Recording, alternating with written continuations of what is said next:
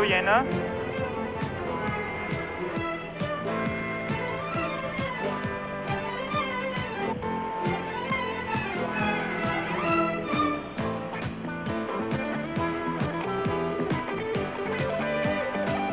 Grüß Gott, guten Abend und herzlich willkommen, liebe Motorsportfreunde in Österreich aus Amerika. Dritter Lauf zur Formel 1 Weltmeisterschaft hier in Long Beach, einem Vorort von Los Angeles.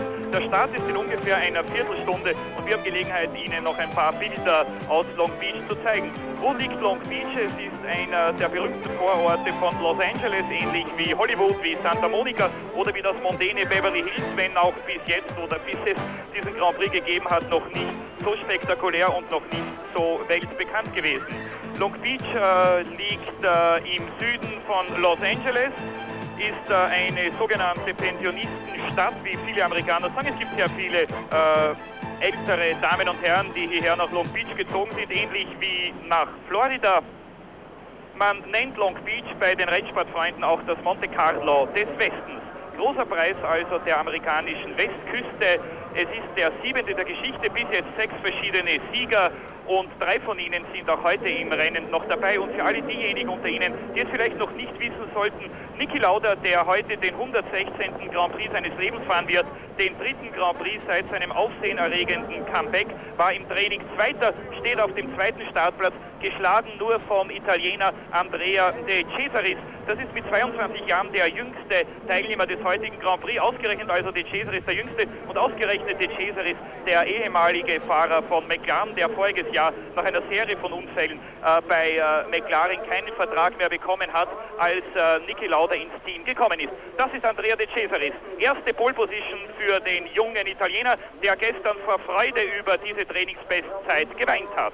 Es war in der allerletzten Trainingsrunde, dass Andrea De Cesaris diese Superrunde geglückt ist mit dem neuen Alfa Romeo 182, konstruiert von Gérard Ducarouche, dem ehemaligen Techniker des Ligier Talbot Teams, der voriges Jahr im Sommer von Ligier Talbot zu Alfa Romeo übergewechselt ist. Und dieser Andrea De Cesaris hat mit diesem Auto in der allerletzten Trainingsrunde Niki Lauda um genau 12 Hundertstel besiegt. Das ist Niki Lauda, aufsehenerregendes Comeback hier in Long Beach. Im großen Bild Niki Lauda mit Ron Dennis, dem McLaren-Teamchef. Niki Lauda in voller Aktion rechts oben. Das sind selbstverständlich noch Aufnahmen aus dem Training. Niki Lauda hat in jeder der 5 Trainingssitzungen irgendwann einmal geführt, hat 4-mal erst in der allerletzten Runde die Bestzeit verloren. Das war am Freitag gegen Keke Rosberg, am Samstag gegen Prost, zunächst Vormittag gegen Andrea De Cesaris, dann in der letzten Runde des offiziellen Trainings und auch heute früh im inoffiziellen Aufwärmtraining, bei dem die Zeiten ja nicht mehr für die Startaufstellung gelten, hat Niki Lauda Bestzeit gehabt und wurde in der letzten Runde dann ausgerechnet von seinem Teamkollegen von John Watson noch geschlagen. René Arnoux mit dem Renault Turbo steht auf dem 3. Startplatz, schneller als sein Teamkollege Alain Prost, der in der Weltmeisterschaft nach Kyalami und Brasilien ja in Führung liegt. René Arnoux hatte ein sehr gutes Training, hat im Abschlusstraining etwa 10 Minuten lang sogar geführt. Dann ist ihm der 2. Gang gebrochen, die Zeit wurde ihm etwas knapp nach der Reparatur.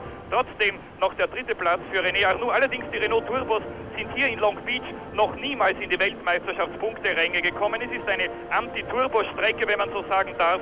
Und ich werde es Ihnen später ja noch vorstellen, die Strecke mit 140 km/h Schnitt. Das ist Alain Prost, der Sieger von Kyalami, der in der Weltmeisterschaft nach 2 Läufen in Führung liegt. Erster in Kyalami und 3. zuletzt in Brasilien. Obwohl er dort einen Motor gehabt hat, der um 1000 Umdrehungen weniger gedreht hat, als er sollte. Alain Prost Schwierigkeiten hier im Training nur mit der Turbokühlung, obwohl es nicht besonders heiß ist hier in Long Beach, ungefähr 25 Grad. Das ist also deutlich weniger als noch vor 2 Wochen im Hitze-Grand Prix von Rio de Janeiro in Brasilien. Bruno Giacomelli, 5. schnellster im Training, der 2. Fahrer von Alfa Romeo. Er war der Mann, der zuletzt eine Trainingsbestzeit für Alfa herausgefahren hat in Watkins Glen im Herbst 1980. Und damals hat Bruno Giacomelli auch 30 Runden lang im Grand Prix geführt. Giacomelli wurde allgemein höher eingeschätzt als sein jüngerer Teamkollege De Cesaris. Zum ersten Mal aber war De Cesaris in einem Training hier schneller als Giacomelli. Der Italiener hat in Long Beach immer spektakuläre Ausritte, Kollisionen und Karambolagen. Er ist hier noch nie sehr gute Rennen gefahren, aber Giacomelli hat das bis jetzt beste Ergebnis für einen Alfa Romeo erzielt, und zwar den 3. Platz im Grand Prix von Las Vegas im vergangenen Oktober.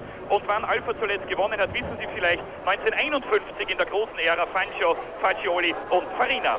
Nelson Piquet, der zuletzt in Rio de Janeiro dieses mörderische Rennen gewonnen hat und bei der Siegerehrung dreimal zusammengebrochen ist, hatte hier im Training einige Probleme, ein Motorschaden am Freitag, ein Unfall am Samstag, der Wagen konnte repariert werden, ein neuer Sturzhelm, Sie sehen es groß bei Nelson Piquet, und dieser Schlauch dient dazu, dem Brasilianer Flüssigkeit zuzuführen. Piquet wird also ähnlich wie die Radrennfahrer bei der Tour de France heute während dieses zweistündigen Grand Prix-Rennens Gelegenheit haben, etwas zu trinken. Das ist eine ärztliche Vorbeugungsmaßnahme, damit Piquet nicht wieder einen Ohnmachtsanfall erleiden kann, wie zuletzt in Rio aufgrund des enormen Flüssigkeitsverlusts während eines zweistündigen Grand Prix.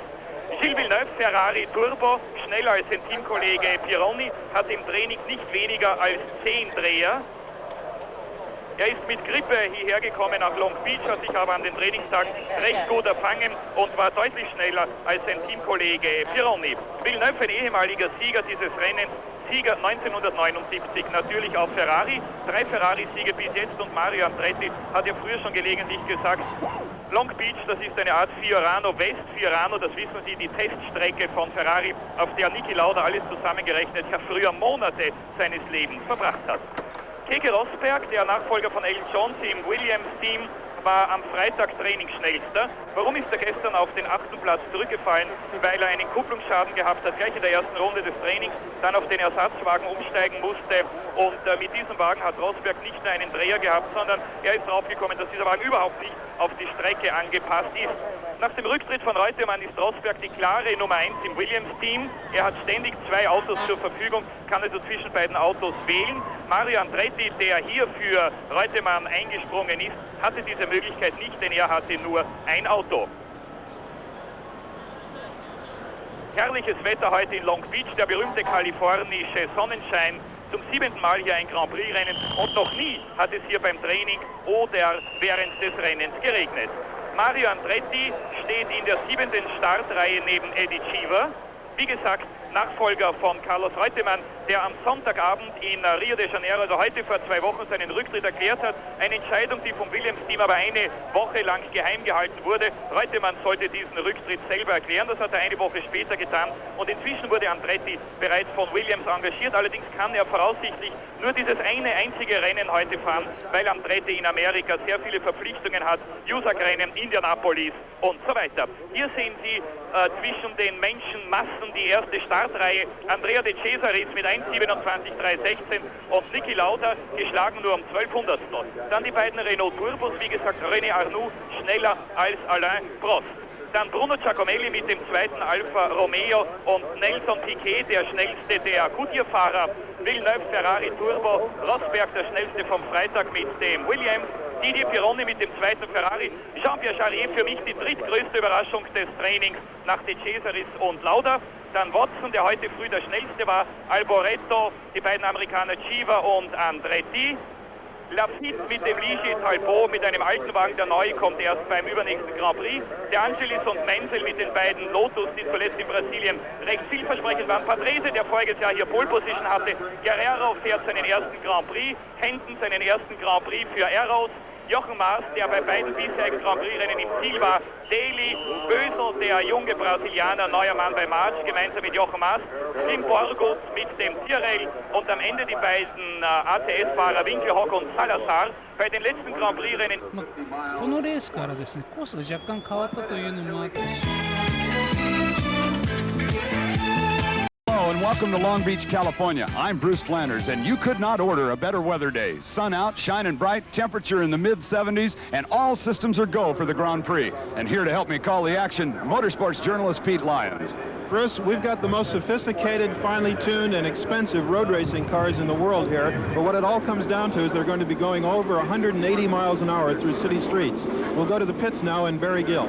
The man about to lead them around those pits is Andrea De Cesaris, 22 years old, the youngest man in the race, in his first ever pole position. And the man he bumped off pole was Niki Lauda, the man who replaced him in the McLaren team. No wonder he wants victory. All right, let's go with the lineup as they make their way over to the starting line.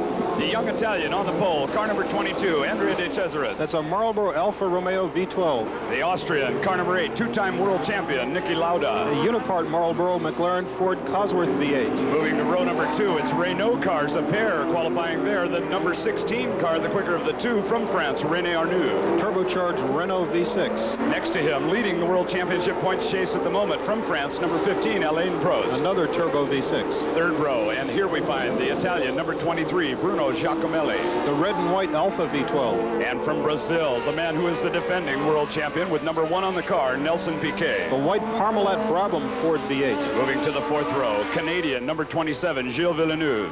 The red car Ferrari Turbo V6. The only Finnish driver, number 6, Keke Rosberg. Tag Williams Ford V8. Row number 5, number 28, from France, Didier Pironi. Red Turbo Ferrari V6. Car number 31, also a Frenchman, Jean-Pierre Jarier. A Sulla Ford V8. Number 7, John Watson. McLaren Ford V8. Number 3, Michele Alboreto. Tyrrell Ford V8. Number 25, Eddie Cheever from the USA.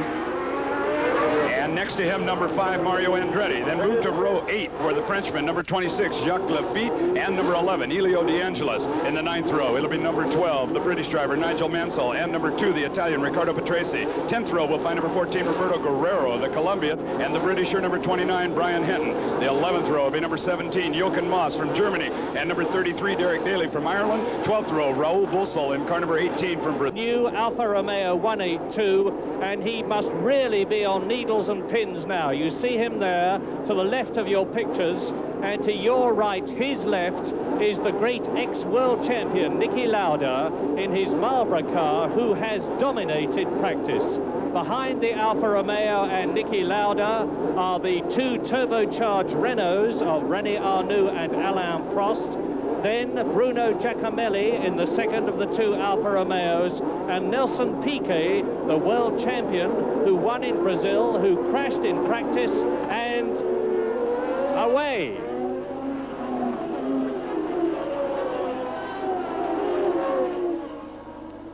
Down, first of all, to Shoreline Drive, and it's Lauda from one of the Renaults, De Cesaris.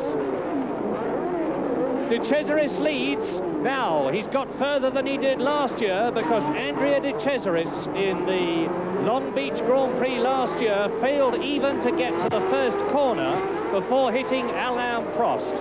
Now, his car is perfectly set up. He's on Michelin tires, which are ideal for this circuit, and the 12-cylinder Alfa Romeo engine is great for Long Beach. Yes, it's the best non-aspirated engine, certainly power-wise, in the race. Cesaris had a marvellous practice. The car's gone very well all the time, but now he's under the greatest pressure of his life. He was in a highly emotional state after the race yesterday, and we'll be interested to see how he goes. But he's certainly streaking away at the moment, and seems to have settled in very well. And the Marlboro cars are very well up indeed. There is the leading Marlboro Alfa. There goes Arnoux, who is in second place, with Niki Lauda in third position behind him. And this is the half lap. Don't forget, 75.5 laps. They first of all go round the course, then along Ocean Boulevard. They are now at Le Gazoumet, which is the sweeping hairpin, which leads round to a new section of the course. They're on this section now. It's an extra turn that has been put in since last year. So they are now coming up towards the end of the first full lap. And it is De Cesaris leading down to another new section. This is where Queens used to be last year. Look at the lead that De Cesaris has now over Arnoux, followed by Lauda. Yes, Lauda's looking very comfortable in third place. He absolutely dominated practice here. It was a little bit of a freak result when De Cesaris stuck it on the pole. Lauda only did about 5 laps in final qualifying. He warmed his car up, did a very, very fast time. It was about 6/10 quicker than any of the rest of the field could get. The Renaults finally got it under 1 minute 28 in their qualifying laps, and then Lauda was actually on his way to the press conference. The flag was out, and De Cesaris stuck in this very quick lap. But the moral pole winner and the man as I say, who dominated practice throughout, was Niki Lauda, and he at the moment, with all his experience, looks like he's taking it just nice and comfortably behind the Renault. He'll be in no great hurry to get past. He won't want to see De Cesaris go too far away, but I think that he'll be pretty confident that he can make his moves slowly. It's a long race, it's hard to pass, it's important for him to pick his spot and keep out of trouble, keep everything in good shape. And significantly, that is one of the ATS cars. It looks like Salazar. You can see clearly enough what the trouble is with the rear wheels smashed off the car. And in fourth position now, it is Bruno Giacomelli. Bruno Giacomelli, so the two Alfa Romeos are in first and fourth places. Tremendous pressure, of course, on the leader, Andrea De Cesaris. He's only 22 years old, ex-kart champion of Italy, Europe and the world. Yes, De Cesaris had a very checkered season last year. His first year in Formula One, he crashed an enormous number of times, made a lot of mistakes, seeming capable of keeping the car on the island. And of course, he's now on the most pressure of all. And what his temptation for an inexperienced driver will be, he's out in front leading the race, and he'll be tempted to try and get away and possibly to attack the circuit too quickly. Street circuits are not the circuits that require really attacking driving. They require very careful, accurate driving, because you're completely enclosed with solid unforgiving concrete walls. But at the moment, he's looking very steady indeed, and Renault's holding on, but which of course just puts a bit more pressure on De Cesaris. But it will be, in fairness, a surprise, albeit a very pleasant one, if he can hold the pressure and keep the thing on the island. Well, maybe De Cesaris has settled down. Heaven knows, as James said, he had a dreadful season in 1981. He went off, really off, no less than 8 times, and some really catastrophic crashes. But maybe he's worked it out of his system. Last year, he was driving in the Marlboro McLaren team. Before that, in 1980, he had just 2 races for Alfa Romeo, and he's certainly holding his lead over René Arnoux on the right of your picture now in the turbocharged Renault, Niki Lauda, and Bruno Giacomelli is closing up in 4th position. In 5th place, it is Gilles Villeneuve. In 6th position, it is Alain Prost in the second of the 2 Renaults.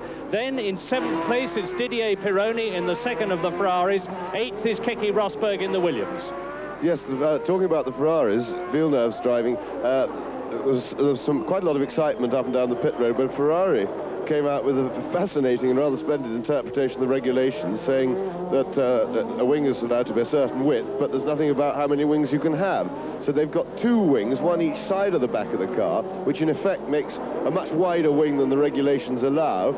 I don't know that there was a lot of sort of talk of protests and things yesterday. Obviously, the rule will have to be clarified because that's an advantage, but they didn't seem to go a lot quicker in practice as a result of having the big wing on, and therefore, of course, I don't think that the protests were flooding in, but it was, I think, really a political move by Ferrari just to show a loophole in the regulations and probably an attempt to get it clarified for everybody in the future. But it's all made for a bit of fun and a bit of talk in the pits.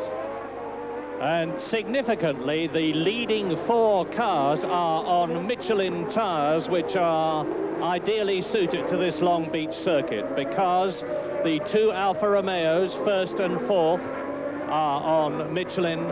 Niki Lauda, that we are looking at now, is on Michelin, and so is the yellow and white Renault. And now De Cesaris is leading René Arnoux by close on 2 seconds, in fact 2.8 seconds. He's extending his lead, Andrea De Cesaris. There, number 8, the great ex-world champion, Niki Lauda, came back into racing after 2 years out of it, drove a magnificent race in South Africa and finished in 4th position, failed to finish in Brazil, so he is very much out for World Championship points. And if I had to be putting money on anybody in this race, and look at the way Giacomelli is closing up, I would be putting it on Lauda. Yes, Lauda, of course, has got the perennial problem of having a turbocharged car in front of him with a big power advantage. Arnoux only has to cruise it round the corners. Of course, he's not doing that at the moment. He's going as quick as he can, but it's fairly evident from the way Lauda's pressuring him that he would be going a lot quicker if he hadn't got the Renault in front. It's just a question of persuading, really. It looks as if he's going to have to persuade Arnoux to make a mistake, because up until now, he's never looked even close enough to get in a properly challenging position to overtake. See, now he's right up behind him. The power of the Renault will now take the Renault away from him. Renault out-accelerating the Marlboro McLaren quite substantially.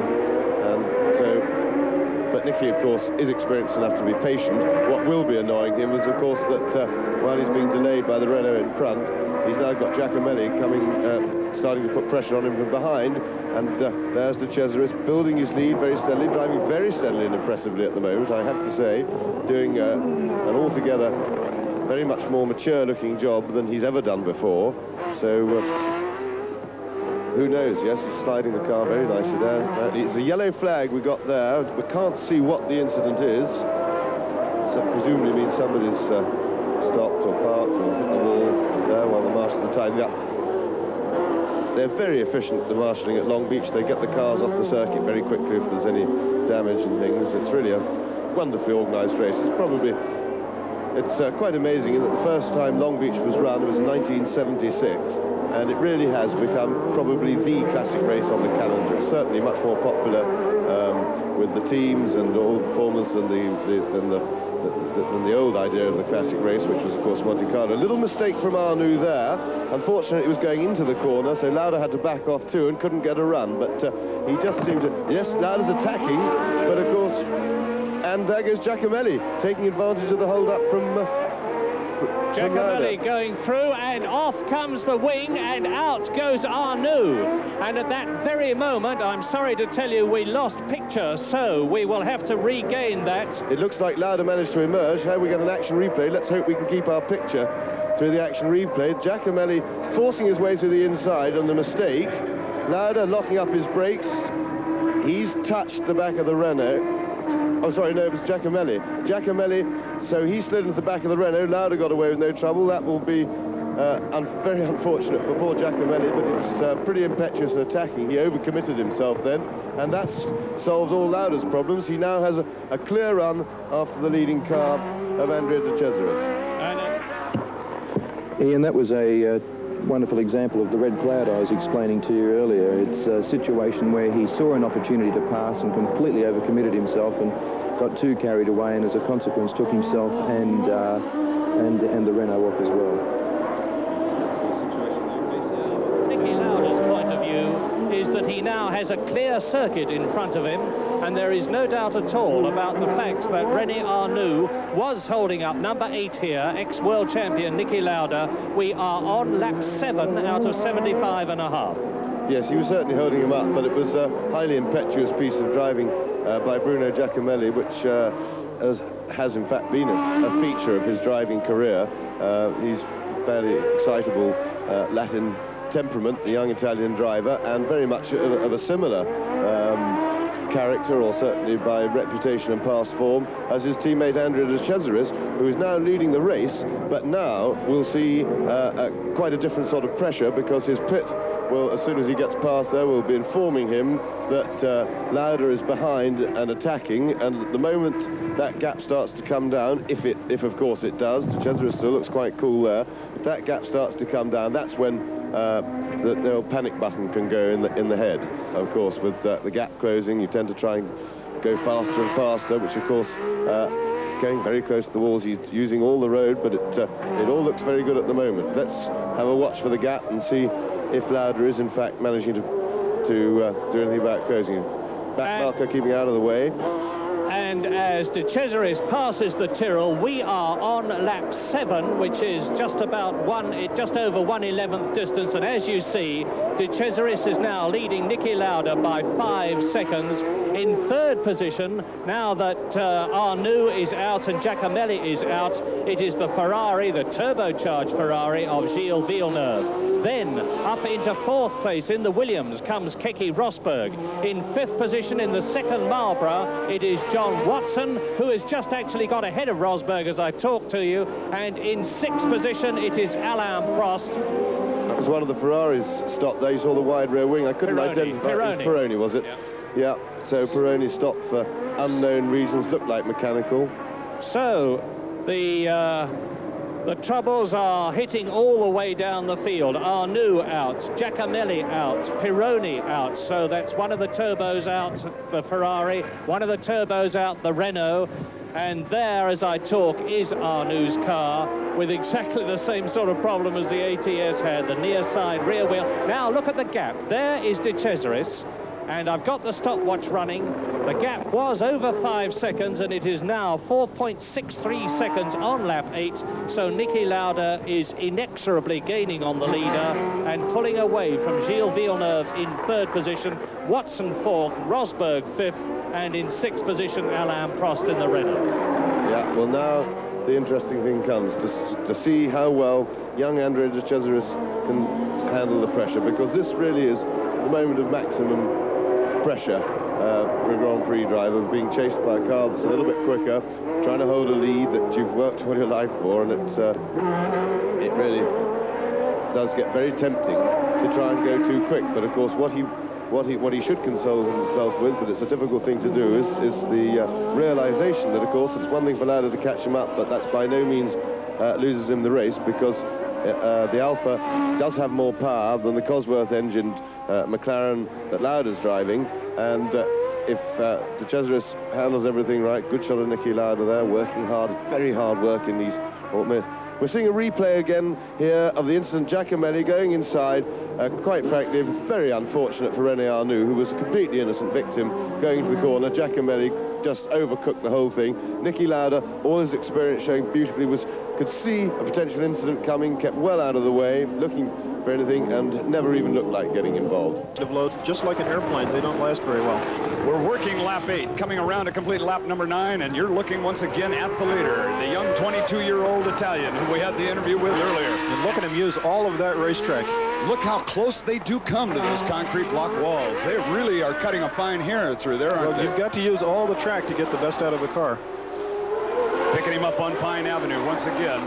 He is the youngest driver in today's Grand Prix at the age of 22. And by the way, the average age is something like 29.5 years of age. And Mario Andretti, of course, who's come back for this race, is 42 years of age. He's the oldest at the moment.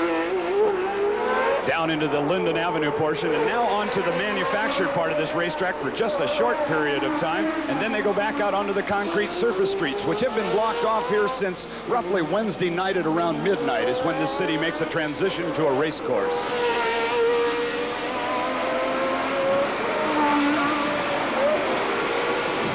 Our leader, De Cesaris, he has got an interval of approximately 3.8 seconds over the Austrian, Niki Lauda.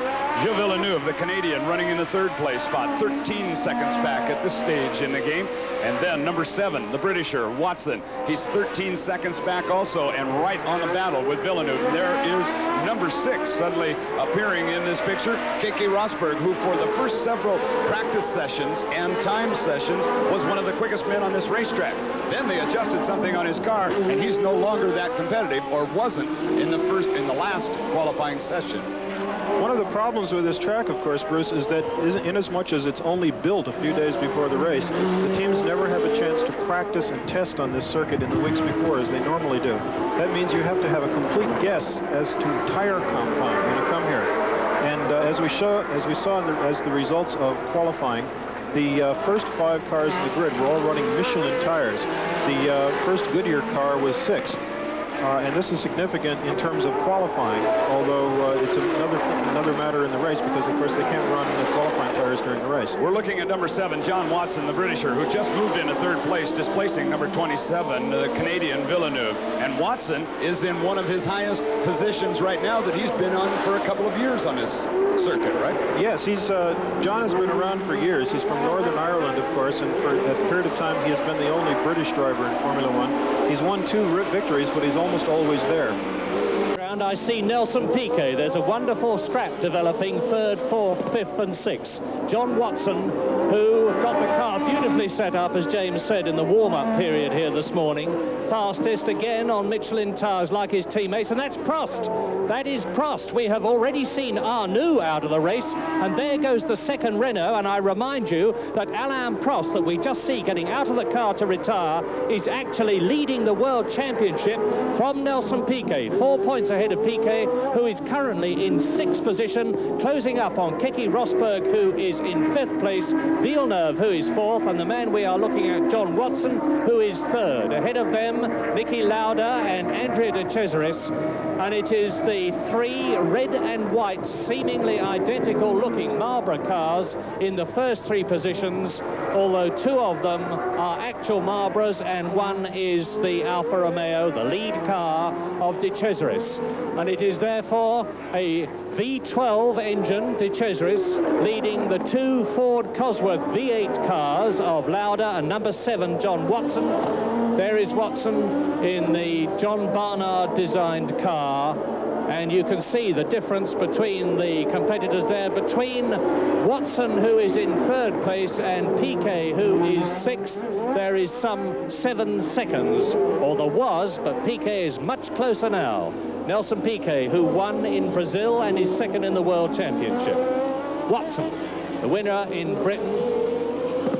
A man with an enormous amount of experience, John Watson. This is his 125th Grand Prix, and he's won 2 of them. He won in Austria in the Penske in 1978, if my memory serves me right. He won at Britain, and here is that great driver, Niki Lauda, great tactician, great politician, and now let's take the gap, which was 5.44 seconds, and it is now down to just under 3 seconds. So Lauda with plenty of time ahead of him, and he is incredibly fit. He's been training all through the winter, and he claims to be the fittest man on the circuits these days, and that could well be true. And now de Cesaris will be seeing him coming up in his mirrors. Yes, I think de Cesaris could probably see him now anyway. He knows from his pit signals that he's being steadily closed on, but we passed the 10-lap stage, which most of the cynics, I have to include myself amongst those, were not giving much money for de Cesaris to complete more than 10 laps, and so we're all very pleasantly surprised by the young Italian, who at the moment is doing an outstandingly good job. But Lauda closing up, and it'll be interesting to see if Watson is actually catching Lauda or not, now that he's got himself clear of the pack and has got a clear track between the 2 of them. But Lauda really is driving very, very well. He's approaching it with enormous enthusiasm. He's looking extremely happy and relaxed and thoroughly enjoying himself, which is always a good pointer to really how somebody's feeling. One thing you can't do with these racing cars is drive them well if you're not enjoying it. Well, so there is 22-year-old Andrea de Cesaris, and there is Giacomelli. That is Bruno Giacomelli, who is de Cesaris' teammate, watching the young Italian, 22 years old, in car number 22, leading 33-year-old Niki Lauda in car number 8, the Alfa Romeo. There it is, leading the Marlboro, same colour scheme. And where is John Watson? There is Lauda coming through. There is de Cesaris, I'm sorry. Now, where is Lauda? They're keeping really close on the picture. And they're closing up now on Brian Hinton. That's Brian Hinton in the Orange Arrows car, the British driver. And incidentally, his teammate Mauro Baldi failed to qualify, as did Chico Serra, Paletti, Derek Warwick and Teo Fabi in the Tolman cars once again failed to get in. 2.8 seconds only, and Niki Lauda fastest lap on the circuit so far.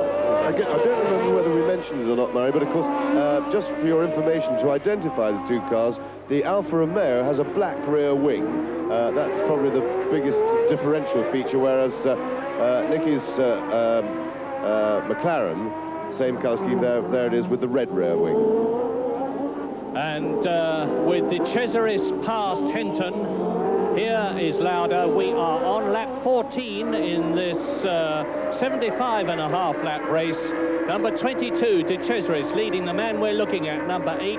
In second position, Niki Lauda. There is Lauda passing Henton. It's certainly less than 3 seconds now as they come down to the end of the straight. In third position, it is John Watson. In fourth position, Villeneuve. In fifth position, it is still Keke Rosberg. In sixth position, it is Nelson Piquet. Seventh is Michele Alboreto. Eighth position is Eddie Chiva. And now Lauda is really going to harry Andrea De Cesaris, and this is going to be the ultimate test of the Italian's cool. Yes, because Nicky's come up behind him very, very quickly over the last couple of laps, which of course just makes the pressure worse for De Cesaris, and he's now got him absolutely filling his mirrors, and the temptation, of course, is to drive with your eyes in the back of your head instead of the front, when in fact the best way to handle a situation like this really is to ignore the guy behind you and concentrate on keeping it very clean and straight and no mistakes, because we are De Cesaris' tactics now should be and have to be that he's no longer in a hurry, because he's not about to get away from it, so there's no point in trying to go quickly at sort of full race type qualifying speeds. His job is to protect his lead, and the only way he's going to do that is by making no mistakes, giving that an opportunity. Of course, the back markers are a bit of a problem, but oh dear, and Lauda's going to be able to have a go. No. That's Raoul Bursell in the Rothmans car, and Lauda going through. Lauda through into the lead. Well, that was very unlucky for De Cesaris, and a pity for us, because the scraps were Lauda protecting the inside there in case De Cesaris has a go. But Raoul Bursell, I have to say, got in the way in a really spectacularly bad manner. I mean, that was very bad driving by him. はい。後ろのチェザリスも自然吸気なんで。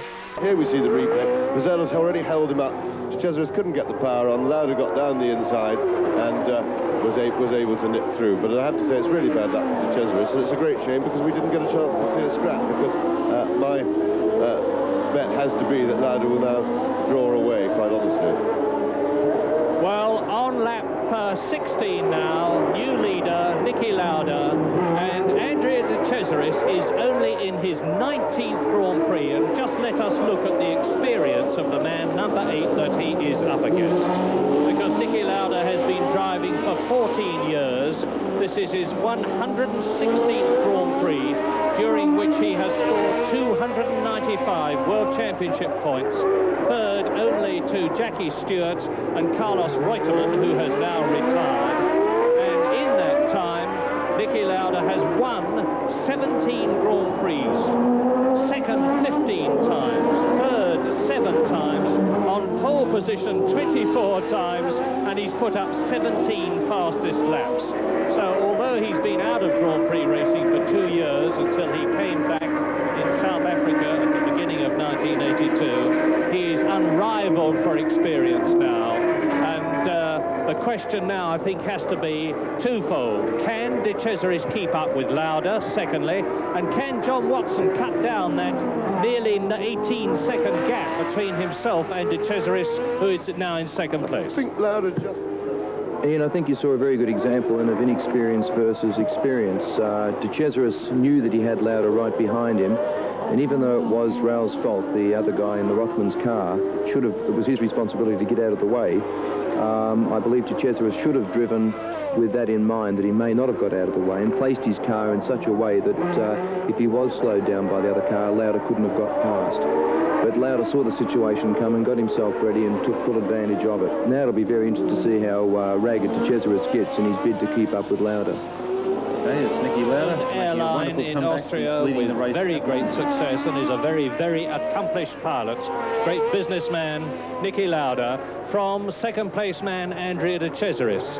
And it's the Marlborough car. There is Alain Prost, a very miserable, and who can blame him, Alain Prost, who finished extremely well up in third position in Brazil, won in South Africa, and is now seeing the possibility of 9 World Championship points going to Niki Lauda, who already has 3. And if Lauda wins this race, it would put him second in the World Championship to Alain Prost, and only 1 point behind him, but there's still a long, long way to go. Right-hand turn. Approximately 80% of the corners here require you to exit in second gear off of the corner. That's the weak point, I think. The fact that the second gear takes such a hammering here. We're going to go pit side once again, and Barry Gill is there. Didier Pironi, one of the great drivers of the world, the Ferrari star. What happened to you? Well, I had braking problems in the start of the race, and at the end I couldn't brake at all, and I touched a wall and I broke my drive shaft. Very disappointing for you, Didier. Well, I think the Ferrari could do a very good race. We see with Gilles, and we wait for the end of the race, but I think the car, for a turbo car, was very good for this race. Well, we've got Gilles Villeneuve at the moment in 4th place. Do you think he's going to move up from there? Well, I hope very hard for him, because I think the place of the car should be in the 3 first. Didier, bad luck and good luck for Gilles. Thank you. The 2 Americans in this race are currently running in 8th and 9th place. Number 25, Eddie Cheever, and number 5, Mario Andretti. 8th and 9th at the moment, and about 35 or 6 seconds back behind the leaders. And there he is. There's your leader right now, twice-time world champion, running well at the moment, Niki Lauda. We have completed now 17 laps, and they are working the 18th at the moment. This race has been shortened, Bruce, from the previous distance, which used to be 80 laps. Now it's going to be 77.5 laps. The circuit is about 5% longer than it was. It used to be 2.02. It's now 2.13 miles around. The circuit itself changed from last year, as you pointed out, but I have heard reports that the circuit is going to change again next year due to all the construction going on here in the city of Long Beach. Yes, it is. The city alive, they call it, and there's an enormous amount of money flowing into this city. There's new construction everywhere. There's going to be a new hotel occupying what was the circuit last year on the west side of the track. That's why the Queen's Hairpin turned into a Queen's 90. Next year, the pits, which is up the hill on Ocean Boulevard, will be abandoned to the race, and the cars will stay downhill and go through the tunnel in front of the Long Beach Convention Center. That should be pretty noisy. Barry has something down in the pits. One of the things we hear is that one of the reasons for changing this circuit, I must tell you, a lot of the drivers are disappointed because they really love the hill.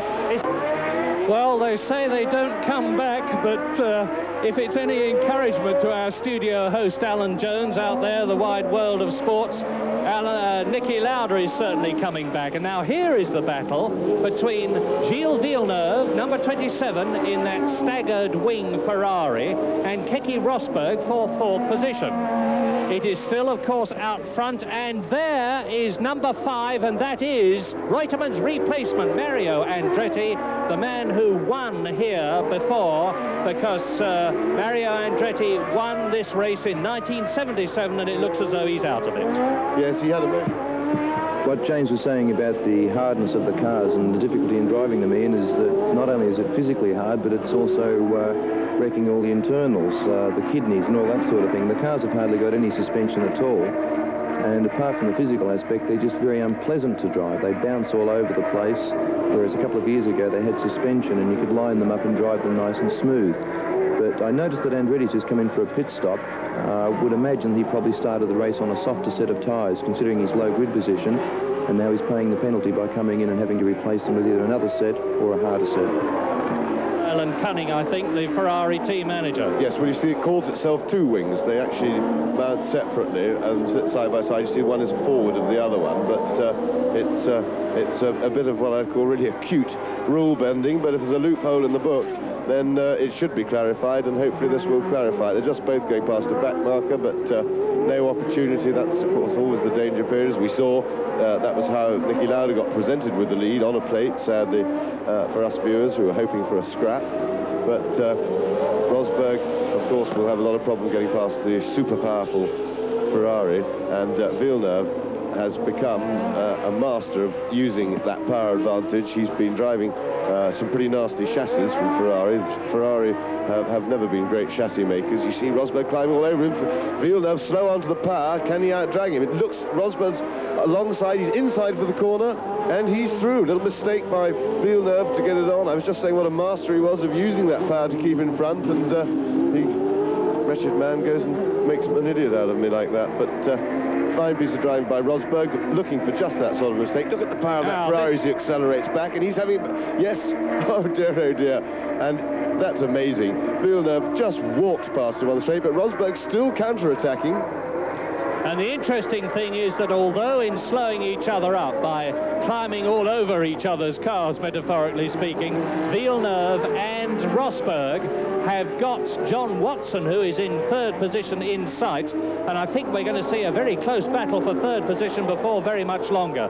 But that was a supreme indication of how incredibly powerful these well over 550 horsepower V6 turbocharged Ferraris are.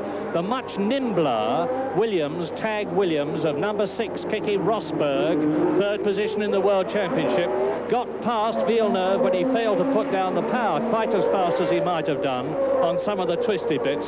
But immediately they hit the shoreline drive section, the fastest part of the course.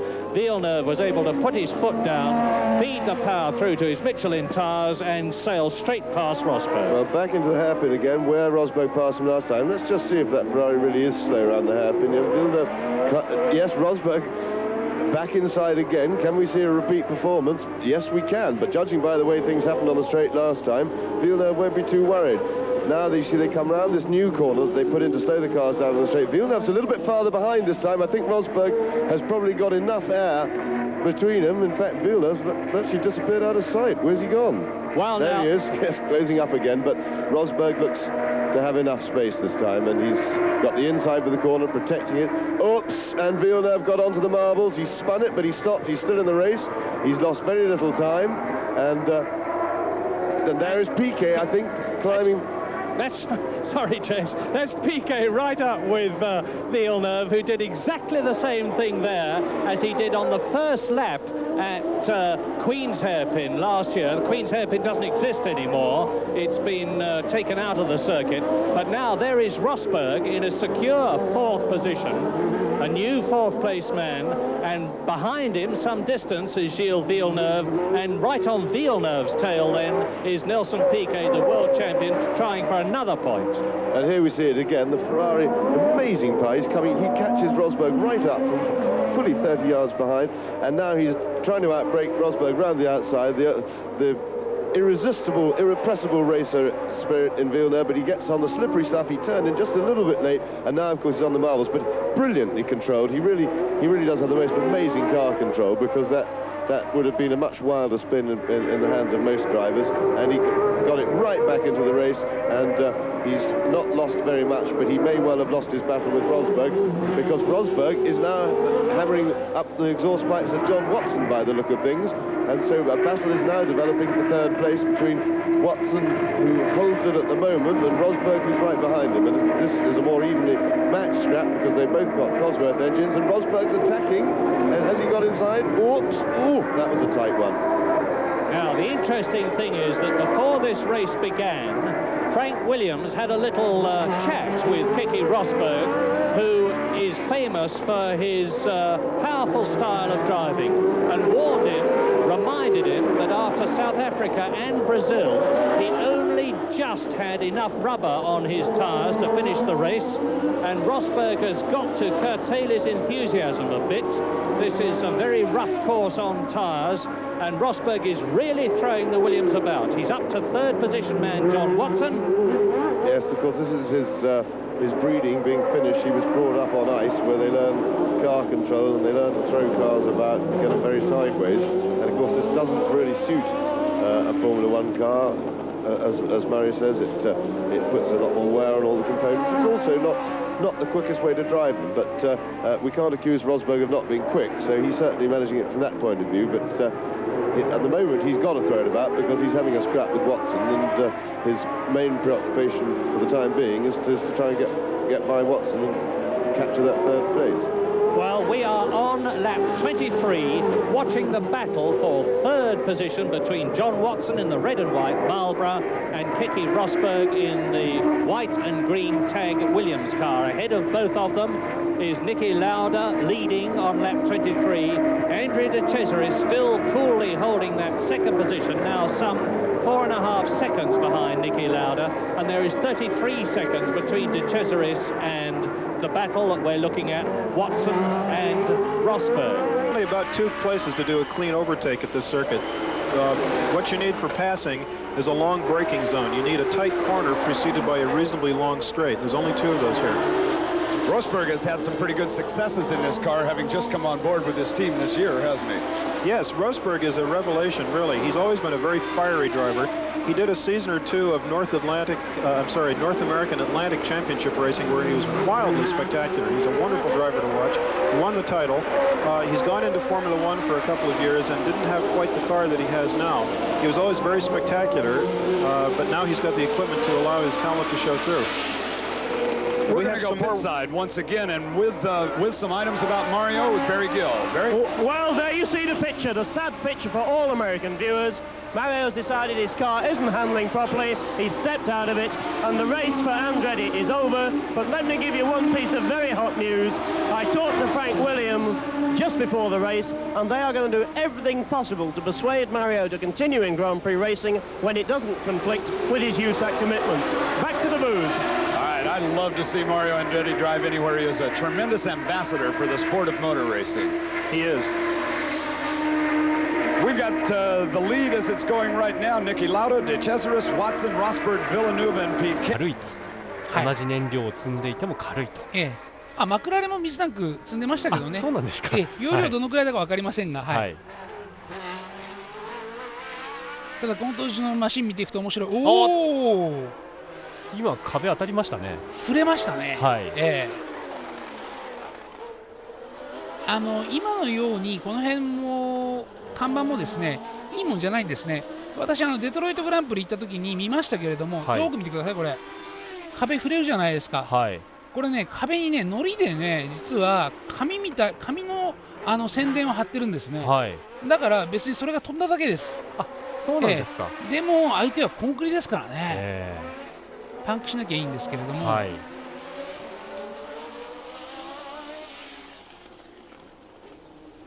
こういうふうに相手を追い回している時のケケは速いですね。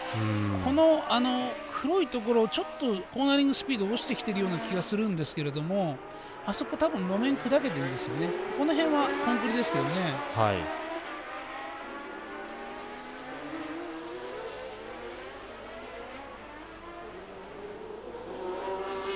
現在はここは3位争い。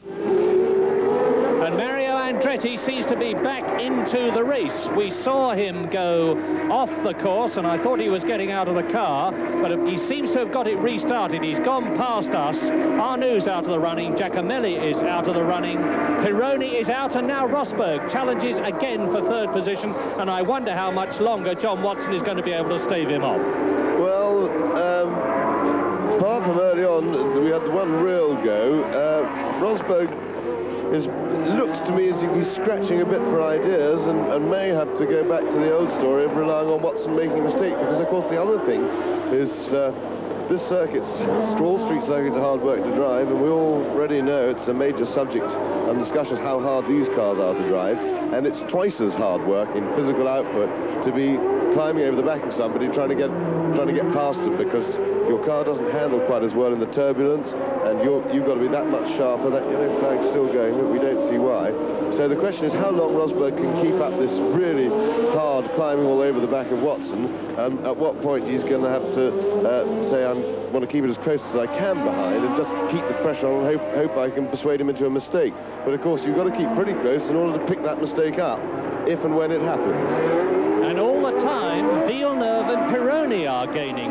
When we get these two in a long shot, which hopefully we will do soon, you will see that Villeneuve in 5th position and Piquet in 6th position, not Pironi, Piquet in 6th position, are together, as you see on the caption there, and they are gaining on Rosberg and Watson. There was 4 seconds in it there. I think there is less than it now, as hopefully we will see. Down to the right-hander, Watson in 3rd position, number 7.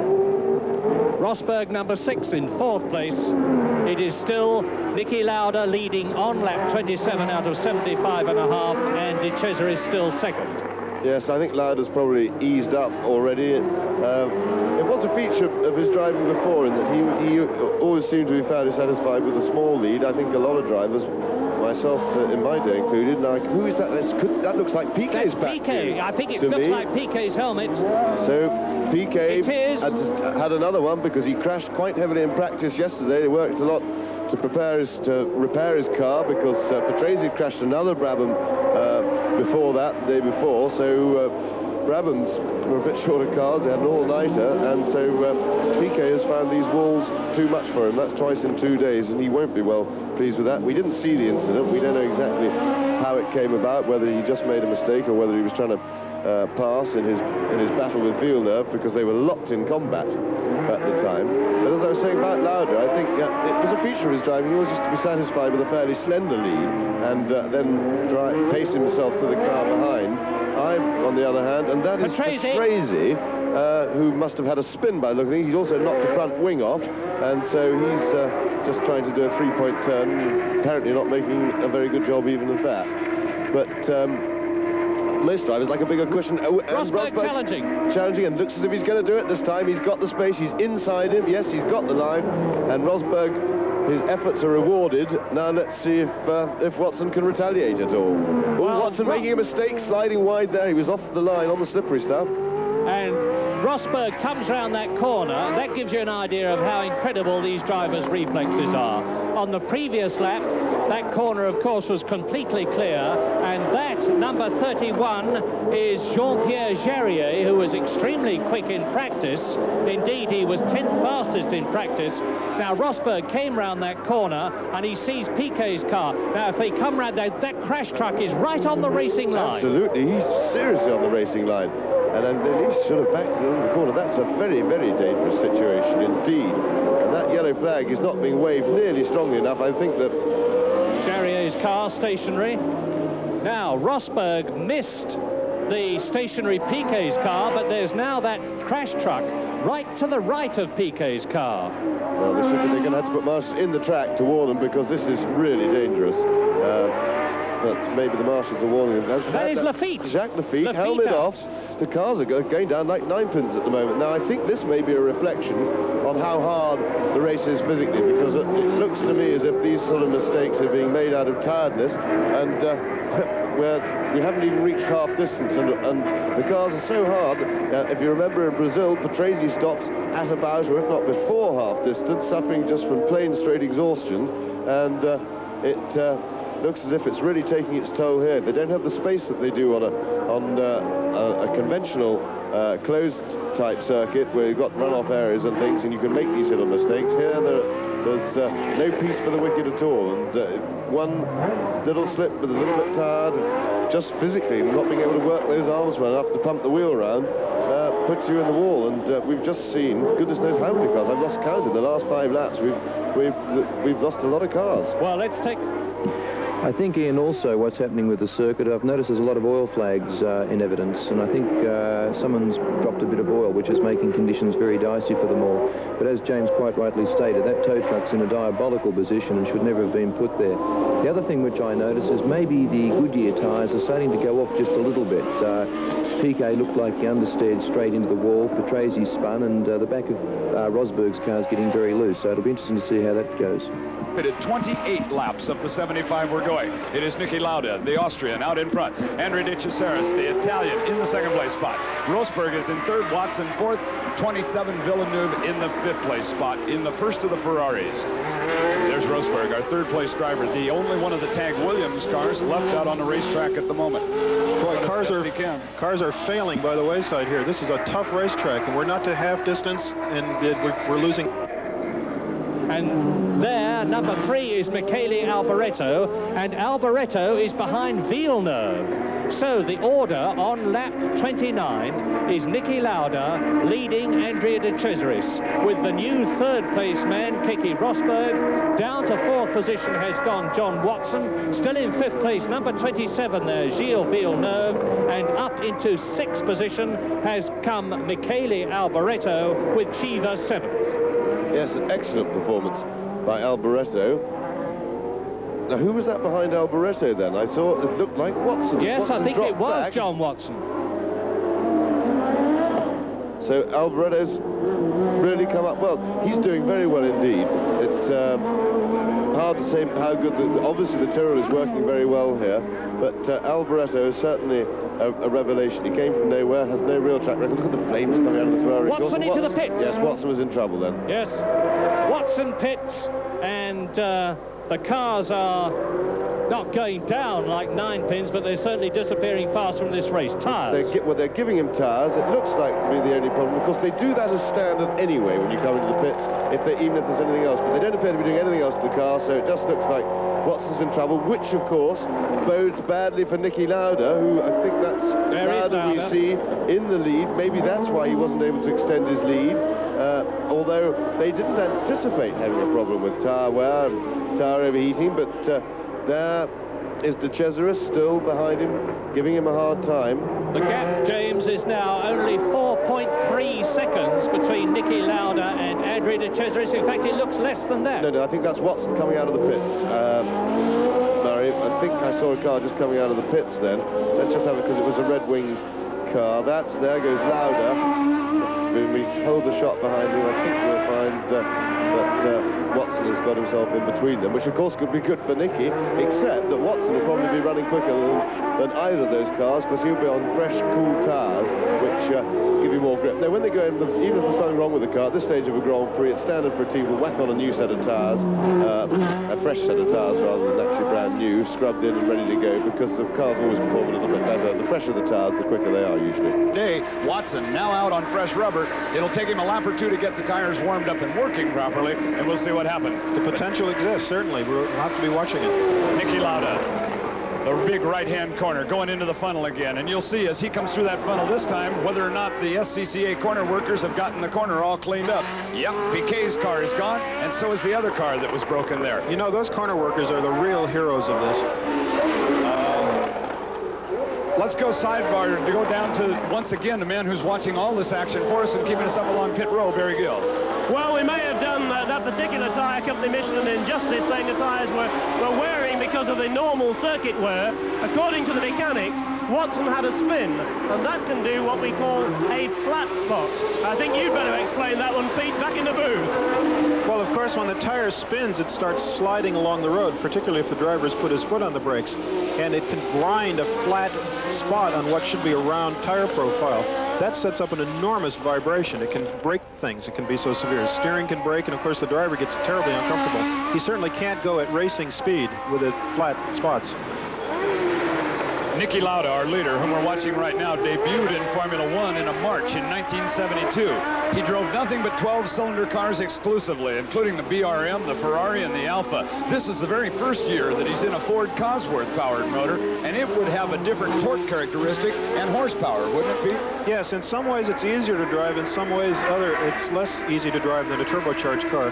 The turbo cars seem to have a wider power band. A typical Renault engine, for instance, will start at about 7 or 7,500 RPM, go to about 10.5 or 11.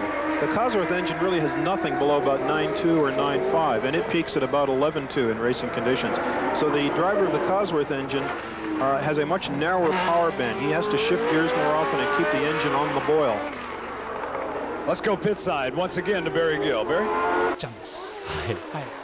これ何か罰則というのは何かあった？ Well, Lauda is on lap 32, 75.5 lap race, so we're still not even at half distance, and there are only really about 12 cars in the running now, 14 on the circuit.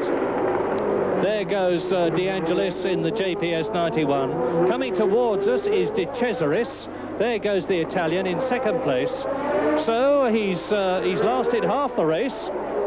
Yes, I have to say a most creditable performance by De Cesaris. I think whatever happens to him now, one would have to say that this has been the outstanding drive of his life. He's done far better than anybody expected, suffering from youthful impetuosity throughout his career, to the point that he was discarded by the McLaren team at the end of last season, and they were even talking of discarding him mid-season. They were so unhappy with his inability to keep the car on the road, and he's in possibly the toughest circumstances that he's ever faced. He's driven almost flawlessly. And his history is, as I said earlier on, like so many of today's drivers, he started off in karts. First of all, he was Italian champion, then European champion, then world champion. Then he moved up into Formula 3. And in 1979 and 80, he was in Formula 2. He won the Formula 2 race at Misano. He drove for Alfa Romeo with the flat 12 engine car in the Watkins Glen US Grand Prix and the Canadian Grand Prix of 1981. Then he switched to the McLaren team, as it was last year, and you've heard what James had to say about that. And then it was a bit of a surprise when Alfa Romeo decided to take him on this season, and a lot of the less charitable people said that it was primarily because he was Italian, but it looks as though he's getting the last laugh now. Here is Keke Rosberg in third position, and we must get a stopwatch on this fighting Finn and see if he is closing the gap between himself and Andrea De Cesaris, number 22 in the Alfa Romeo, who is in second place. We are on lap 34. Lauda leads, De Cesaris second. There is Rosberg on a clear part of the circuit. In fourth position, it's still Villeneuve. Piquet's out of the race, as you know. Alboreto is in fifth position.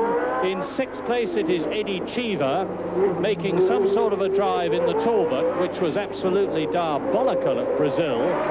Jack Lafitte is out of the race. We've seen that happen. In seventh position, it is Elio De Angelis, who has already been lapped by Niki Lauda.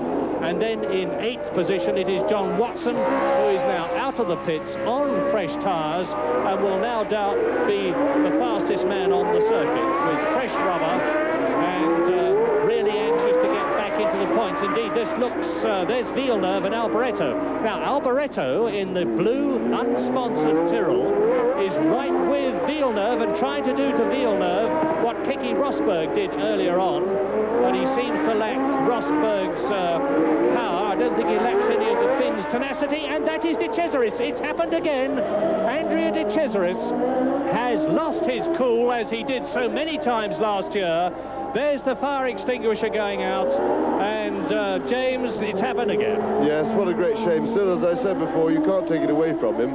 He did a lot better than expected, but he's crashed very heavily too. It looks as if he's hit that wall very hard. There's a lot of damage at that front end, of course, he must be pretty tired by now. But quite honestly, this is why a lot of people felt that he had no future and no career in Grand Prix racing, because he did last year.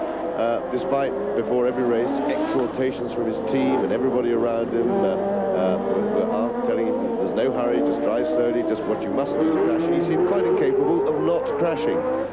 As I say, he did much better today, but sadly, he's done it again. And quite honestly, you can't win a race if you're not in it, and if you're going to crash, Grand Prix racing is not for you. And it really does look as if De Cesaris, shame though it is, and exceptionally well though he's driven, he was not under pressure at this stage. He was following Lauda, he was in good shape behind him, and he's thrown it away. We didn't see exactly what happened, of course, but and one must, in fairness to him, say it could have been a failure on the car. He may not have made a mistake, and we would be wrong of me to criticize him out of hand until we know the absolute facts of it. But it looks as if he's done it again.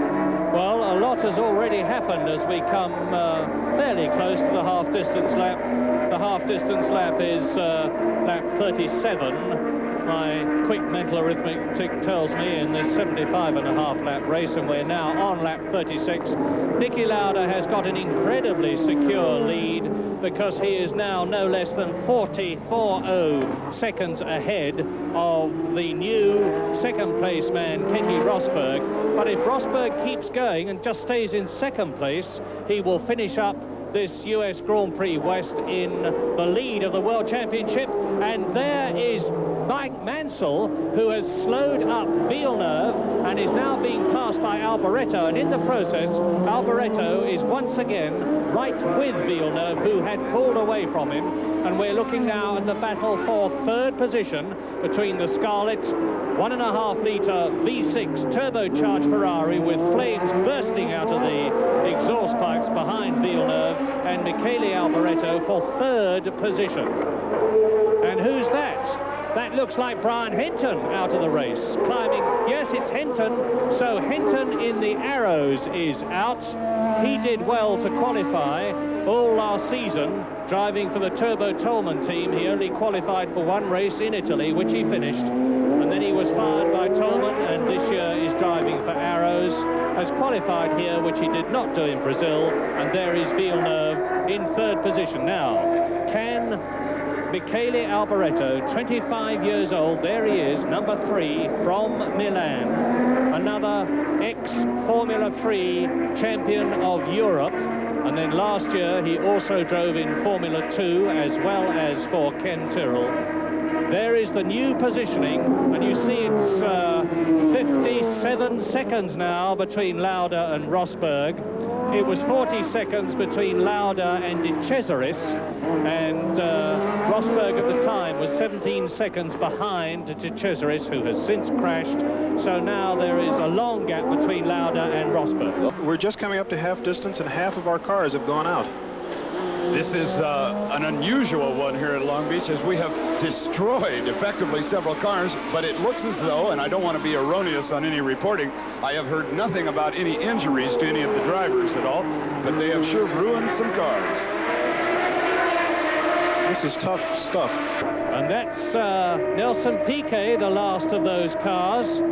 No, it's not, of course. Piquet's out. It's Patrese catching Elio De Angelis, and I would not be surprised if we do not even get a full World Championship leaderboard at the end of this race, because with only 10 cars in the running on the half-distance lap, that means to say that 16 have gone out in the first half of the race, 10 left, and that is Elio De Angelis in the JPS 91, car number 11, being chased by Riccardo Patrese. Yes, who, if you remember, we saw earlier had a spin. That's Brian Henton's Arrows just being manhandled away. He's only got one front wing left, but it doesn't seem to be retarding his progress in any way. He's recovered from his spin and is now going at it like a good one. I remember here at Long Beach a few years ago, Alan Jones in the FW06 Williams car had exactly the same thing happen to him that Patrese has had. He had his offside front aerofoil dipping and scraping along the ground, and I gather, although I don't know from experience, that on a comparatively slow circuit like this, the loss of one front aerofoil does not make all that much difference. Indeed, Alan said he didn't even know he'd lost it. Yes, and these days they're more sort of stabilising fins just to get the airflow going under the car. They really do very little the down thrust. That's all done with the aerodynamic shape underneath the car, with the ground effect shape, which gives them their suction and the huge quantity of grip that they're getting. And yes, De Angelis taking the inside line, Patrese leaping about two Italians at each other, hammer and tongs. There's probably a bit of fighting for a bit of national pride here, as well as passing, making it all that much more exciting. But Patrese certainly never known to give any quarter in a battle. But well, that looks like I think that's where De Cesaris crashed. I think they just left his wheel and hub lying around, and that's a pretty silly thing to do, because the brake assembly inside one of those wheels, it's a pretty heavy component, and a driver goes off there and hits that, he can do himself a lot of damage. No, dear, oh dear, they're really scrapping away. And yet Patrese's done it though. That was terrific stuff. and De Angelis made lots of feints and ducks and weaves, and Patrese was with all of them and finally nipped through on the inside. It's not only a battle between two Italians in two different makes of car, of course, it is a battle for World Championship points, because here, as we see the replay of Riccardo Patrese in Brabham number 2, passing his countryman Elio De Angelis in the JPS 91, Patrese moves up into 6th place and moves up into the World Championship points. So he is in the running for 1 World Championship point, which is 1 more than he's got at the moment, because he doesn't have any after South Africa and Brazil. Of course, just remembering that miles out front, we've got Niki Lauda, who now, of course, is on purely an endurance run. He's will be very happy, I should think, with Watson having had to go in for tires to have the pressure completely removed, and I should think that Niki is now just nursing everything, nursing particularly his tires, particularly himself and his concentration, and he really has got it on a plate, and it's not the sort of position from which Niki Lauda is known for making mistakes. So now it's up to the car to survive the remaining laps, because nobody's going to threaten him for speed. If you have been seeing a car stationary for some laps and you're wondering whose it is, the answer is that it is the scarlet turbocharged Ferrari of Didier Pironi that we saw getting out of his car some good few laps back, and it's obviously been decided to leave it where it is. It is off the racing line, and heaven knows we've seen enough trouble with the crash truck pulling Piquet's car off the course, and it was quite lucky that nobody drove into it. We are on lap 40 now. In this 75.5 lap race, we're looking at the 6th place man, Riccardo Patrese, the Italian, who for 4 years, from 1978, 79, 80 and 81, drove in the Arrows team, and then Bernie Ecclestone and Gordon Murray persuaded him to join Brabham this year, and he drove the Turbo Brabham in South Africa. He drove the Ford Cosworth powered car, because this is the 49D car, and he's closing up now, about to lap, I think it's Derek Daly in front of him, we'll soon see. No, it is one of the March cars. It's probably Raoul Bursell again, who is still going round, much slower, because this is only his first season of Formula One Grand Prix racing, and it is indeed Raoul Bursell. He behaved much more politely that time than he did when he rather spoiled the race from everyone's point of view up front when holding up to Cesaris earlier on. Well, Patrese streaking away now from Elio De Angelis. Patrese in 6th position, trying to make up ground on the 5th place man Eddie Cheever that we've not seen for a long time. It's still Michele Alboreto in 3rd place. Villeneuve is still going well. We just there is Villeneuve, and a good scrap which is continuing. Michele Alboreto, and it looks as though Ken Tyrrell has again signed a very likely man. He had Eddie Cheever with him, who showed great promise, which unfortunately he's not been able to exploit in this year's Talbot Matra, Eddie Cheever. But Michele Alboreto has driven extremely well this season, and he is now in number 3, 4th position behind the Scarlet Ferrari of the French-Canadian Charger, Gilles Villeneuve, number 27 there, who's got 6 Grand Prix wins behind him. That's Villeneuve in the Ferrari. The turbo car. This course at Long Beach, and very wide indeed goes Alboreto. Yes, I think it was just a mistake, nothing wrong. He just looked to me like he got out on what we call the marbles, with off the line with all the dust and rubber dust that goes down. You get like that, because he had to slow right down, and he was skating about, but he just managed to avoid the wall. He seems to be intact, and I'm quite sure that he's a lot quicker than Villeneuve. He's harassing him from the back, and I don't think it'll be very long before he's right back up his exhausts again. As long, of course, that he's got no fundamental problem. Other than that was just a little error. As the race progresses, Ian, the cars throw rubber from their tyres, and any dust or oil build-up that was on the racing line gets gradually thrown out to the outside, and this is what we call the marbles. And if you miss a gear or leave your braking a little late, the car has a tendency to run a little bit wide and you get onto these marbles, and it's just like driving a normal car on ice. And this is what we'll find as the race progresses. It's you have to stay on line on this circuit, because of its tight, twisty nature, it has a tendency of throwing more and more rubber to the side, and I think this has probably been the cause of 1 or 2 casualties so far. The championship, and asked him what changes he would like to make. I'd like to see 3 things. I'd like to see the reintroduction of suspension movement as such, a reduction in the downforce that the cars produce, and a limitation on the engine power, I think. What about fuel consumption, Gordon? Because the whole world is worried about economy. No, I think that's nonsense. I think when it comes to entertainment, we use so little fuel. That would be a purely political move. All right, well, out in front of it, there's a shot of our leader, Niki Lauda, who has lapped every one but 5th place at this point. And Niki Lauda is definitely back into the competition.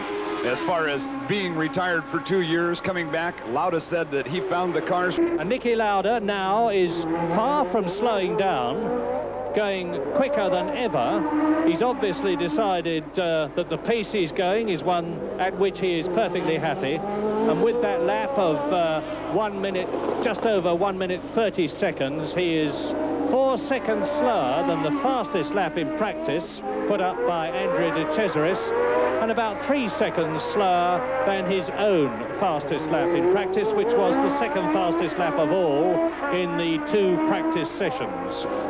And Andrea De Cesaris only punted Niki Lauda off the pole position in the very last lap of the afternoon yesterday.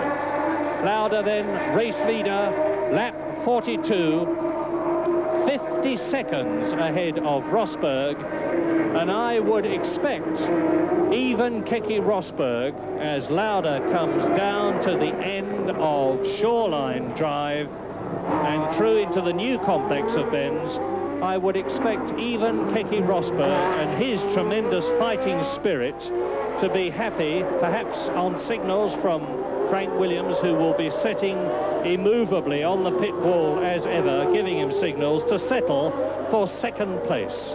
Because, as I said earlier on, Keke Rosberg, who now has 8 World Championship points, if he finishes 2nd, will get 6 more.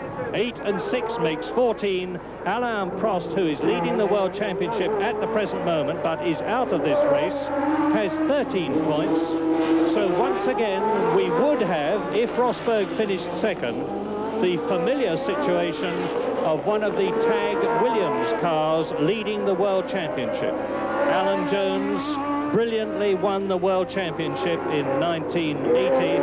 Then for most of 1981, his teammate Carlos Reutemann led the World Championship until that catastrophic race at Caesars Palace, Las Vegas, when Alan Jones went out in the most superb blaze of glory by fighting one of the best races I've ever seen to win, and Carlos Reutemann collapsed, didn't even finish in the points, as a result of which a collapsing Nelson Piquet just finished in 5th position and won the World Championship. Well, here is Lauda, ex-world champion himself twice, in 1975 and 1977, separated in 1976 by James Hunt, who is alongside me now, world champion. And Lauda now closing up on tailenders.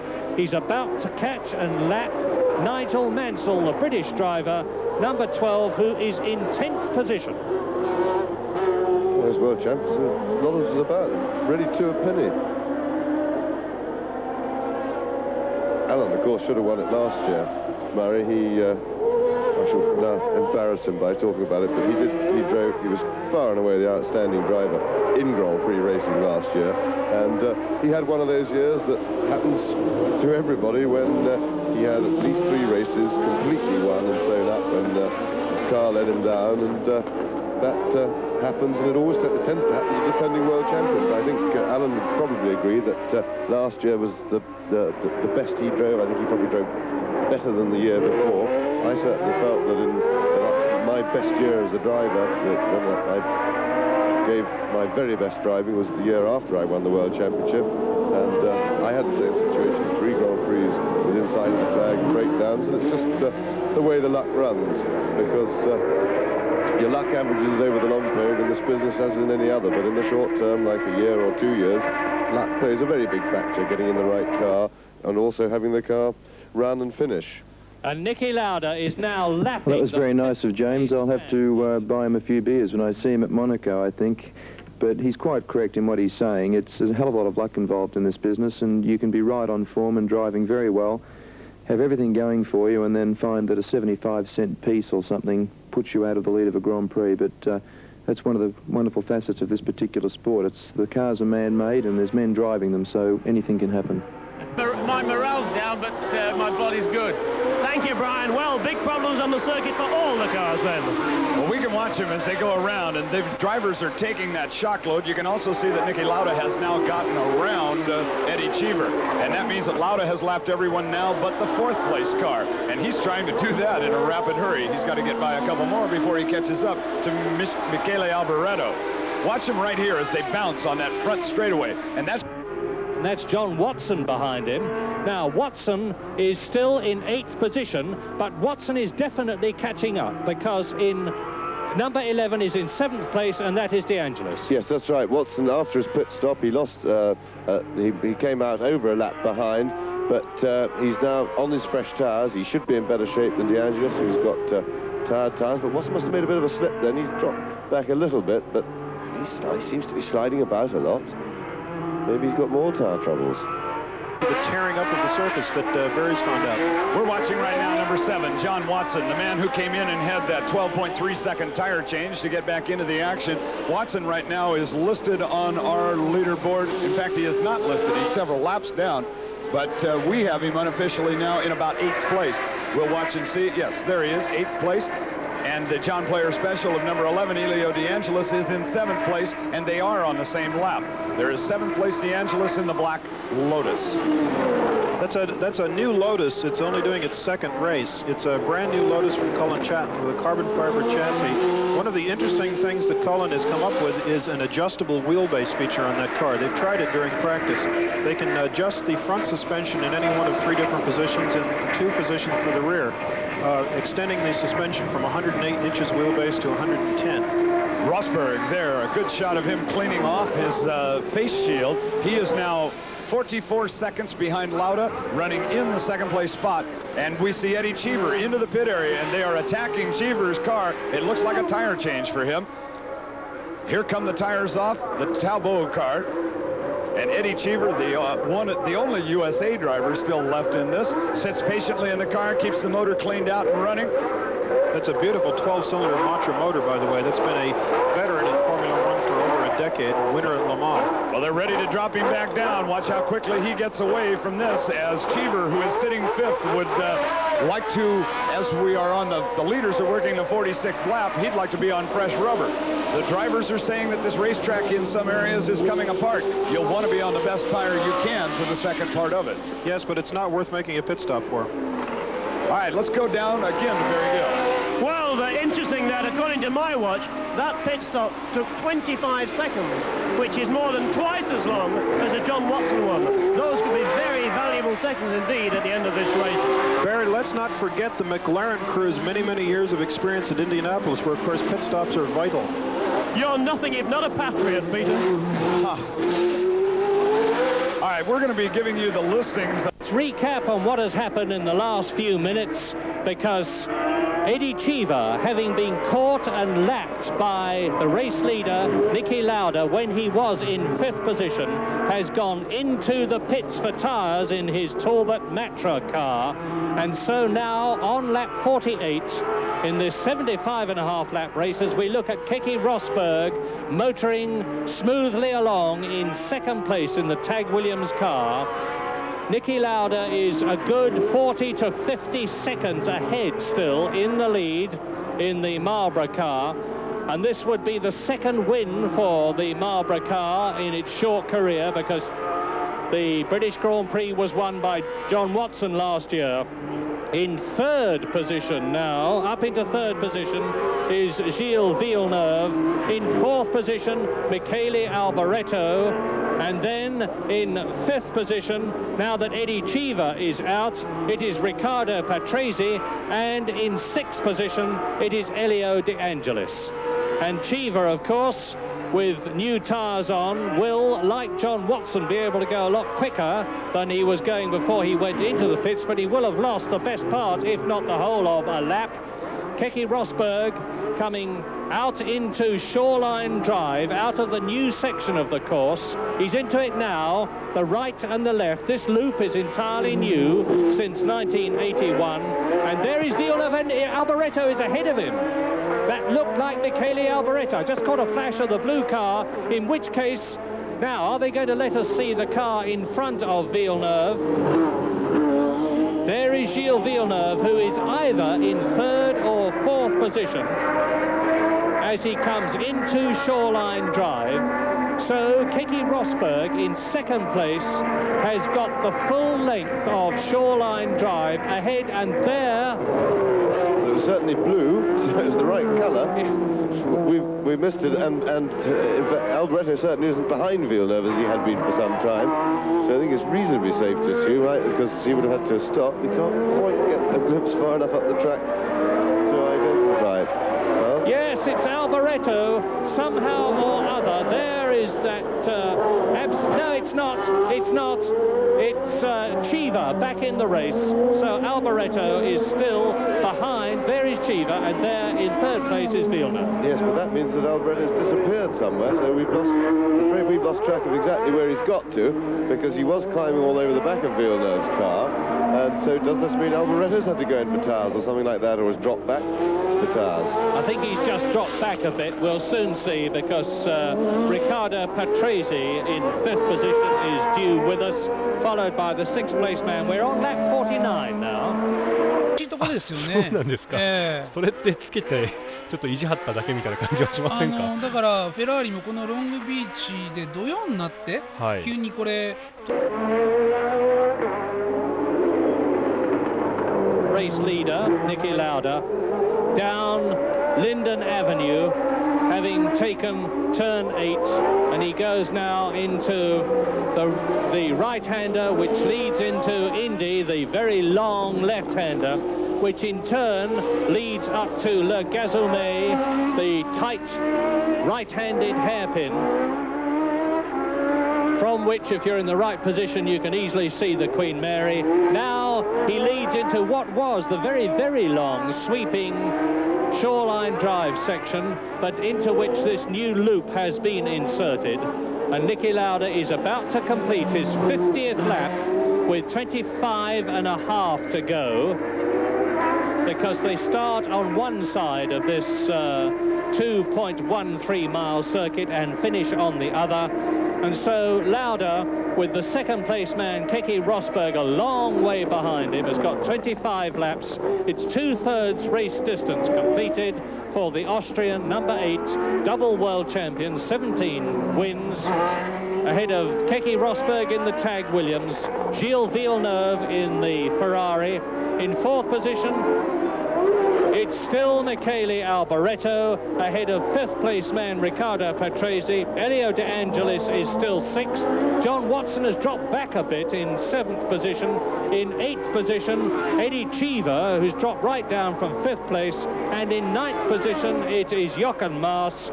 And then 2 laps back, Nigel Mansell is ahead of Raoul Boesel, and there are now only 11 cars as we look at Riccardo Patrese in 5th position. Well, it's interesting you should talk about that amazing incident about the last right. Niki Lauda, when he talked about it later, said he was lying there, his head was swollen, he wasn't able to move or speak, and he thought this man would come in to comfort him, and then he started mumbling the last right. And Niki Lauda, and anybody who knows him will believe this, said, I made up my mind then and there that I was not only going to live, I was going to race, and I was going to show that guy that I wasn't ready for speeches. And that's the sort of man he is. Niki Lauda is unique, for sure. I don't know how I would react. I had it happen once, but we won't go into that. It had nothing to do with racing. Lauda out in front of it, superb at the moment. We're watching Riccardo Patrese, the only other Brabham car left. He is running 5th at the moment and is down a lap to the famous Niki Lauda. There is the number 12 car, and that would be the other, that would be Nigel Mansell. He's currently in 10th place.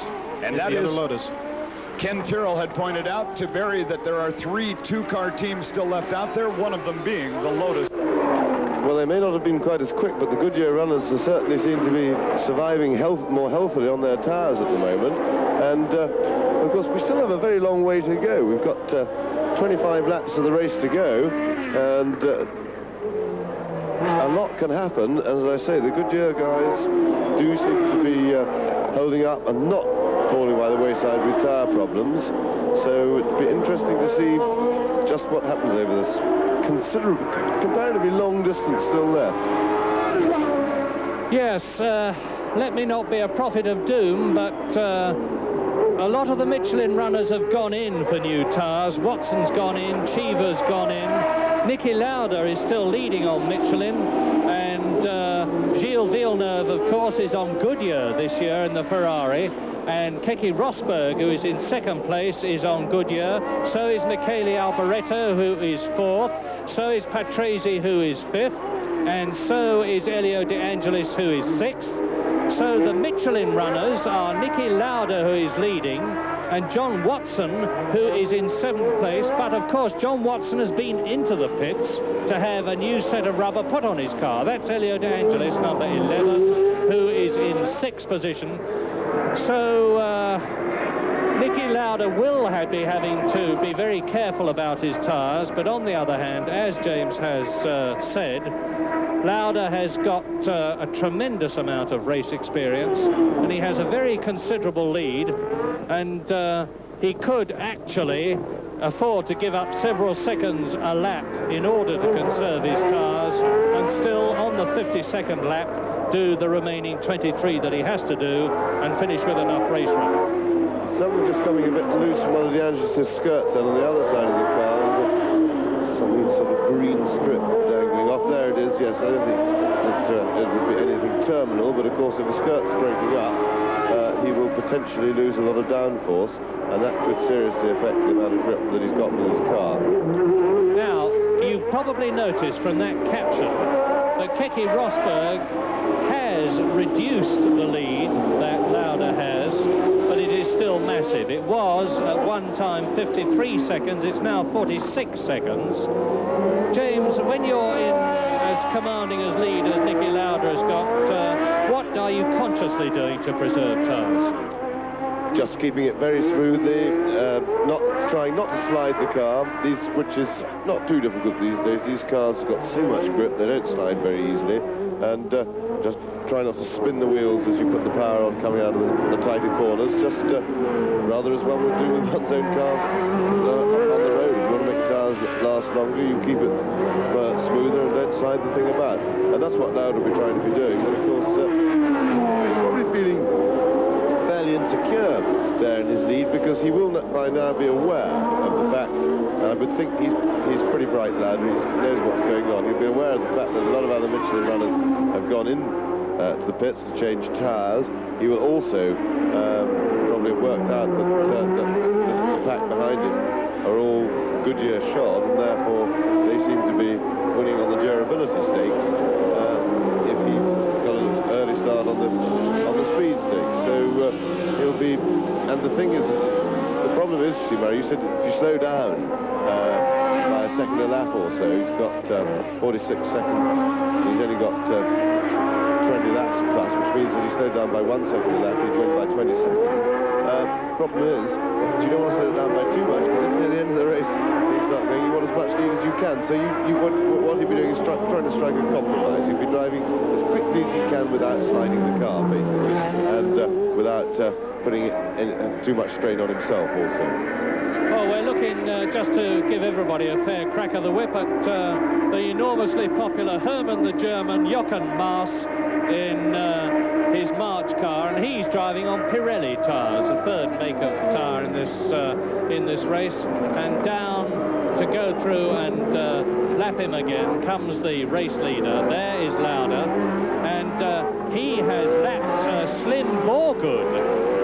That blue car is Slim Borgud, the Swedish driver, who must have been into the pits and come out again. He's well down on our lap charts anyway.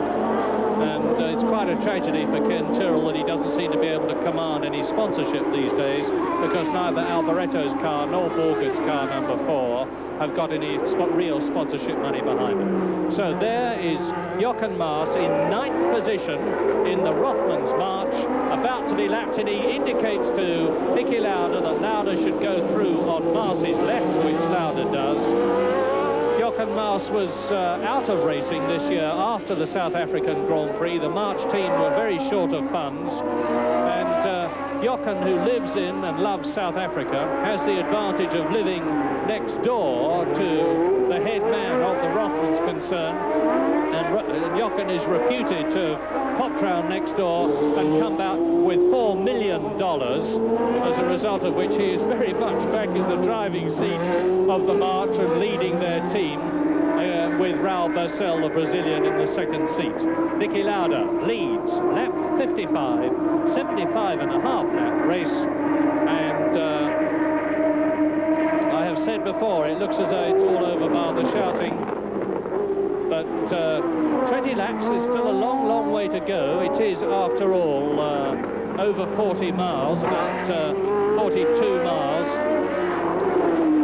and with the punishment that the rubber must have been taking, even with Lauda's smooth driving style, it must remain suspect whether he can complete the race. But if anybody can, Nicky Lauda will. Have a look for the telltale dark bands on the tyres, which can signify trouble, and there aren't any. Yeah, the Michelins don't mark up in the same way. It's not a question really of the rubber rolling. It's a big problem really as well. I don't think it's a problem to go, also for him to go the distance. What happens before you wear right through the tyre, of course, they just, when they get past a certain point, they just lose so much grip that the performance drops really markedly and too much. And what Lauda's trying to do is to preserve tyres within a reasonable level of performance. Well, it's down to 36 seconds now, the lead that Lauda has over Rosberg. Yes, that's pretty typical of Lauda's style. He was never frightened to let his lead be chipped away at it, and that doesn't, to me, yet signify that he's in any difficulty with his tyres. He'll have it all plotted out. That 20 laps to go, 36 seconds. That gives him nearly 2 seconds a lap to play with, to come back towards Rosberg with. It's quite like Nicky to be coming back deliberately at a second a lap, and particularly he'd be very happy with a second a lap if he wasn't sliding the car around at all, and I think that's the sort of pace, just over a second a lap, that recently he's been losing ground at. But as I say, if he's not having to slide the car and he feels that his tyres are functioning all right, he's not going to be unhappy with that. And Lauda is now catching, as we look at Rosberg in second place. Lauda, the leader, is catching Michele Alboreto, who is in fourth position. And Lauda is very soon going to have lapped everybody up to Gilles Villeneuve, who is in third position, behind number 6, Keke Rosberg, who is closing up on Jochen Maas. There is Maas on the right. Car number 18 is Barcel. So there goes Rosberg past him. There is John Watson, who is in 7th position, and on lap 57, Nicky Lauda leads Keke Rosberg, number 6, the second place man. There he is in the Tag Williams car. Third is still Gilles Villeneuve in the Ferrari that we have not seen for a while, and who has yet to score a World Championship point in this 1982 season. Fourth is still Michele Alboreto in the Tyrrell. Fifth is Riccardo Patrese ahead of 6th place man, and last man in the World Championship points, Elio De Angelis in the JPS. 7th and dropping back is John Watson in the Marlborough. 8th is Eddie Cheever, who has been in for tyres, and in 9th position it is Nigel Mansell in the second of the JPS 91 cars. Then there is Jochen Maas. Raoul Barcel is behind, a lap behind, and he is the last competitor actually to be running on the course, of which there are now 11 out of the 26 who started. There the caption, 20 laps to the end, and Lauda is 36 seconds ahead of Rosberg, who is, well, a good half minute, 40 seconds ahead of Villeneuve. So the interest in the race now has to be how much Lauda is pacing himself in the know, and whether this man, number 6, Keke Rosberg from Finland, driving in his first season in the Tag Williams car, can catch up on Niki Lauda. Rosberg 5th in South Africa, 2nd in Brazil in both races, only finished with the minimum of rubber, and he's certainly taking it out of his Goodyear tyres in this US Grand Prix race at Long Beach. And of course the Goodyear concern, being an American company, will be, to put it mildly, very anxious not to be beaten by a car carrying the French Michelin tyres in their own home country. Our friends here are going around the circuit trying to decide which grandstand to buy a seat in. Lauda in front, Rosberg, whom we're watching, in the second place spot. Third place is Villeneuve, Alboreto is fourth, Riccardo Patrese is in the fifth place spot. See the bumps, watch his helmet. Aerodynamically, there's some strange rules as far as that goes, is there not? As far as the slipperiness of these cars. Well, most of the rules in Formula One are a little strange, and they get stranger by the year. They keep piling rules fix upon rules fix. I myself wish they'd just get rid of all the ground effects entirely, but I don't know quite how to write the rule to do that. There's a wonderful little game that goes on, although it's deadly serious, between the people in Paris who write the rules for these cars and all the designers who really are some of the most brilliant human beings you will ever meet. They go out and test all the time, they try new ideas, and of course they're spurred on by this incredible competition in Formula One, and they always come up with something that will beat the intent of the rule. Well, we're watching Niki Lauda, who has now lapped everything but third place, and he is probably, he could reel third place in within the next couple of laps if he continues on. Yes, he's a minute 13 ahead of Villeneuve. 17 laps left to go as we're counting down on that 75-lap run. The air, by the way, here in Long Beach gets filled with helicopters and airplanes of all kinds, to the point where the FAA actually sets up a headquarters here. Yes, it's on the roof of the arena. The FAA has an actual control tower up there. It takes the form of about 4 guys sitting at a desk with radios and microphones. They've established a control zone here, which is about 3,000 feet deep and nominally about 5 miles in radius. And theoretically, any aircraft that comes in this way has to be under their control. And there is a new aircraft that's moved into public view in the city of Long Beach, and that would be the Spruce Goose. The wonderful Hughes, right? The wonderful Hughes flying boat. Yes, and I had a chance to go aboard that one day a few months ago, and it was a marvelous experience. And that's here in Long Beach now, right next to the Queen Mary. It draws an awful lot of people down to Long Beach and is one of their main attractions. But once a year, the city of Long Beach goes all out for racing. And the mayor of the town had a great chance to meet her, Eunice Sato, lovely lady who gets all behind this racing 100%. Lauda in front, Rosberg second, Villeneuve. Well, Riccardo Patrese, I can tell you, although you haven't seen this on your screens, is really smoking through the field because he has caught and passed Alboreto, the Italian driver, and there we see confirmation of it as I talk to you. You see that Riccardo Patrese, car number 2, the Brabham, his teammate Nelson Piquet crashed and went out of the running a long, long time ago, but Patrese is upholding the honor of the Brabham team here in America because he has moved up to 4th place ahead of Alboreto in the Blue Tyrrell, who has therefore slipped down to 5th, and Patrese, the Italian, who drove magnificently last year here. He was in pole position in the Arrows, and he led the race for about 30 laps until his transistor box packed up and he had to go into the pits. He came out in 3rd position, held it for a while, and then had to retire, which was bitter gall for the Italian.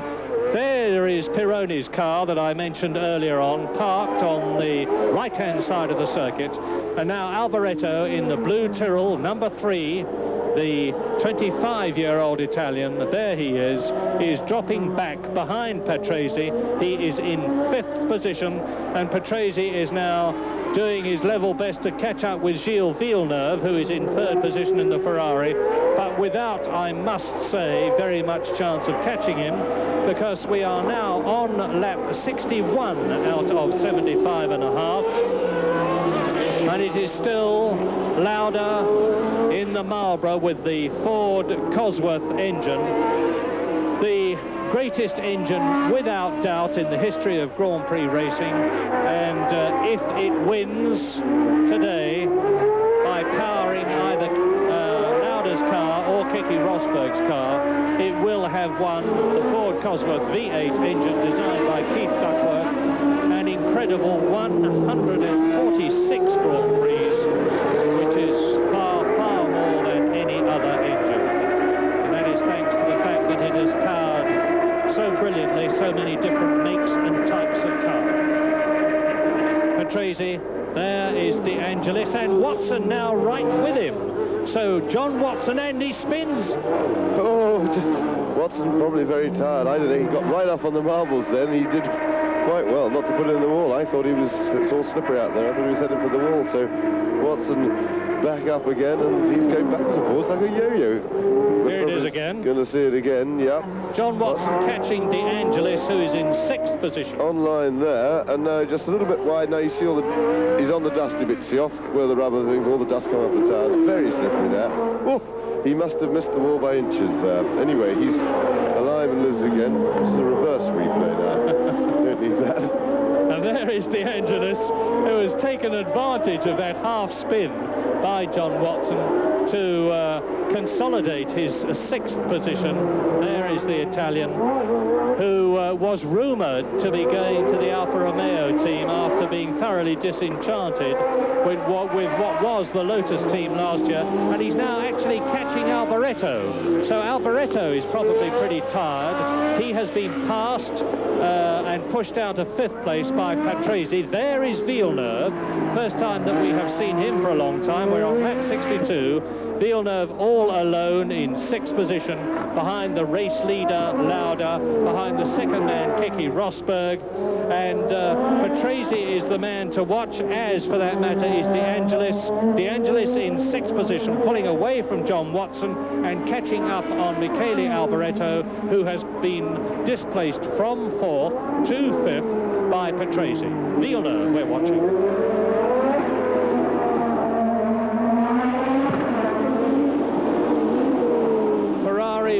You see the flames punching out of the exhaust pipes as he goes over onto the overrun. And whilst it was Renault, neither of whom, Prost's car and Arnoux's car, both out of this race, who pioneered the turbo car. Look at the flames coming out of Villeneuve's exhaust pipes there. Renault pioneered the turbo cars, but last year Ferrari decided that that was the way to go and brought out their V6 car for a full season. This is the Ferrari 126C2 model with, like now, the Marlborough cars, a carbon fibre chassis designed by Englishmen with the unlikely name of Dr. Harvey Postlethwaite, but it really is his name. Lauda leads then. There's the gap, 34 seconds now between Lauda and Rosberg. That was on lap 61, and we're now on lap 63.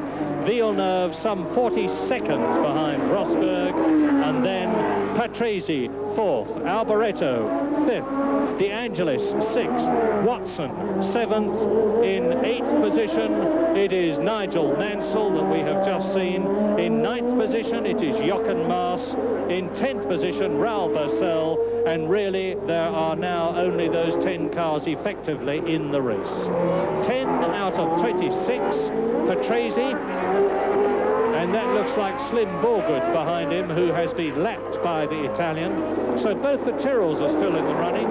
That'll be good news for Ken Tyrrell. He's got no sponsorship money, but he will be getting quite a packet of money from the FOCA, Formula One Constructors Association prize fund, with 2 cars at the finish. but it's not. It's Alboreto. Alboreto has done a banzai charge, and he's closed right up now with Riccardo Patrese in 4th position. And in front of Patrese is Niki Lauda.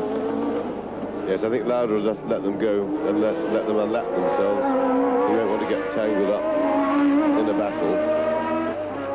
Well, this may seem a little dull if the winner is letting them through, but it's a mark of Niki Lauda's ice-cool tactical brain. He knows exactly where he is. He will be getting pit signals from Ron Dennis, his team manager, which will be telling him that he's still some 32 seconds ahead of Keke Rosberg as he comes up to finish his 64th out of 75.5 laps. And Niki will know that he's losing very little, if anything. Yes, and he lets Patrese through, no doubt about it. Now he will move over when they've gone through this series of right and left swinging bends and let Alboreto through with the knowledge as they pass Pironi's stationary Ferrari that he's... Now here it is again. Watch Lauda move over, move to his left, to your right.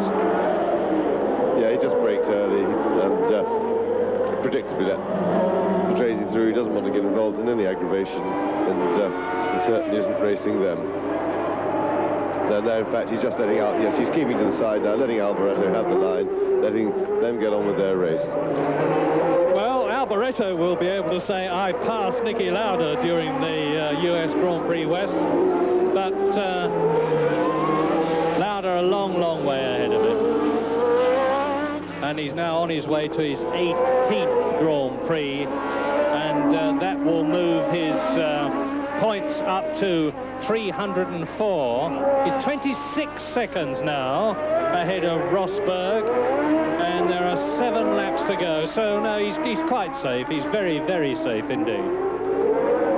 So that will make him 304 World Championship points. And I think that will actually move him back into second place in the all-time point standings, because Jackie Stewart is the highest number of points ever and the highest number of Grand Prix, 27.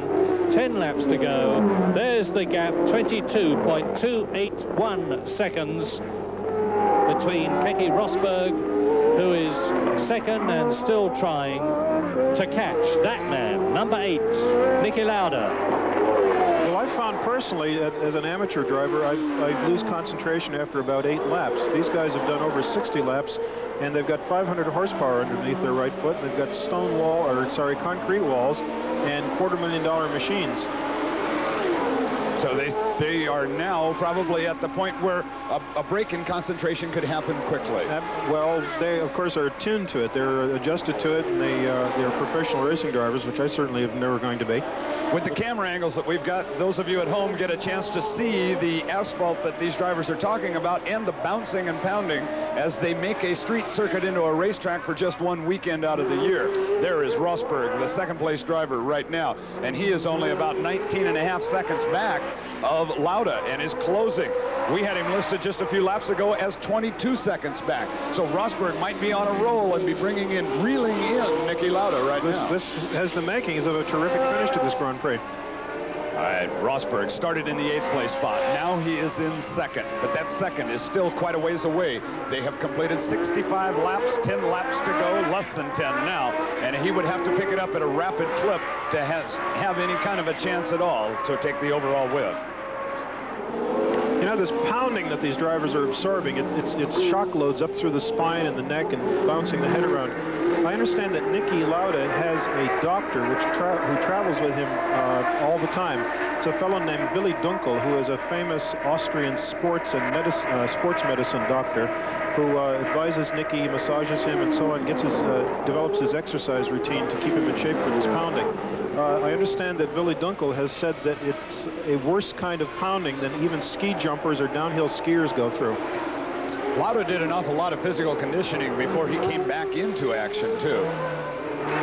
He went to work on a lot of cross-country skiing or whatever during the winter to get ready. There is Lauda on Linden, now moving on to Seaside, and will be going on to the manufactured part of the racetrack right now.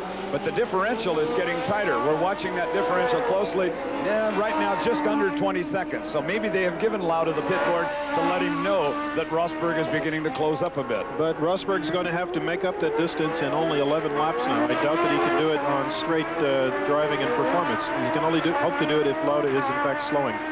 There are 5 drivers now on the same lap as the leader. There were only 4 for a while, but Alboreto has unlapped himself. De Angelis is trying to make his way back up to the point where he could unlap himself from Lauda.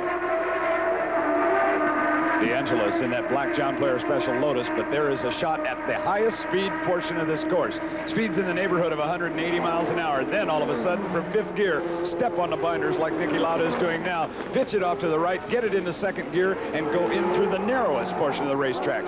At that point in the track, right there, the racetrack is only 27 feet wide. And of course, Bruce, if you imagine yourself down at the driver's eye level, you're actually below the tops of those concrete walls. It's like driving at 90 and 100 miles per hour through a narrow tunnel. There are places where you literally cannot see 100 feet ahead of you. If there's a piece of metal lying on the track, you'd hit it before you could even see it. It looks as though they have given Lauda the get up and go sign, as here is Alboreto, who unlapped himself earlier, and now Lauda pressing on him. Lauda wants back by. It is Lauda, Rosberg, Villeneuve with 3 different teams in the front 3 spots. Lauda on that Marlboro Ford, and it is now a differential between 1st and 2nd place of 22 seconds. So Lauda has gotten back on the loud pedal again. Rosberg, that was the man that we had closing in on him for a moment in car number 6, the Tag Williams car. But it appears, though, now that race for the lead will not materialize as we had hoped it would. Yes, the gap's back up to 20 seconds now from 19. Rosberg, though, pulling away strongly from John Watson. He's also pulling away from everyone back from 2nd place on back. It looks like there's still 2 healthy cars on this racetrack in 1st and 2nd place. This particular car, and in fact the story about, well, there is the battle right now as Alboreto, who is sitting in the 5th place spot, trying to hold off the leader, Lauda.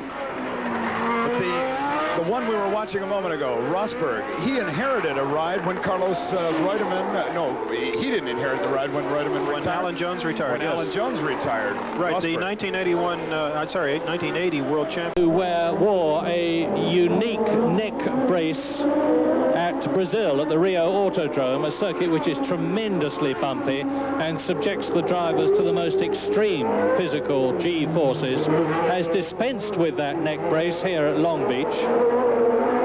Yes, the strain on the neck at Long Beach is nothing like the problems that for all the drivers that they were having in Brazil.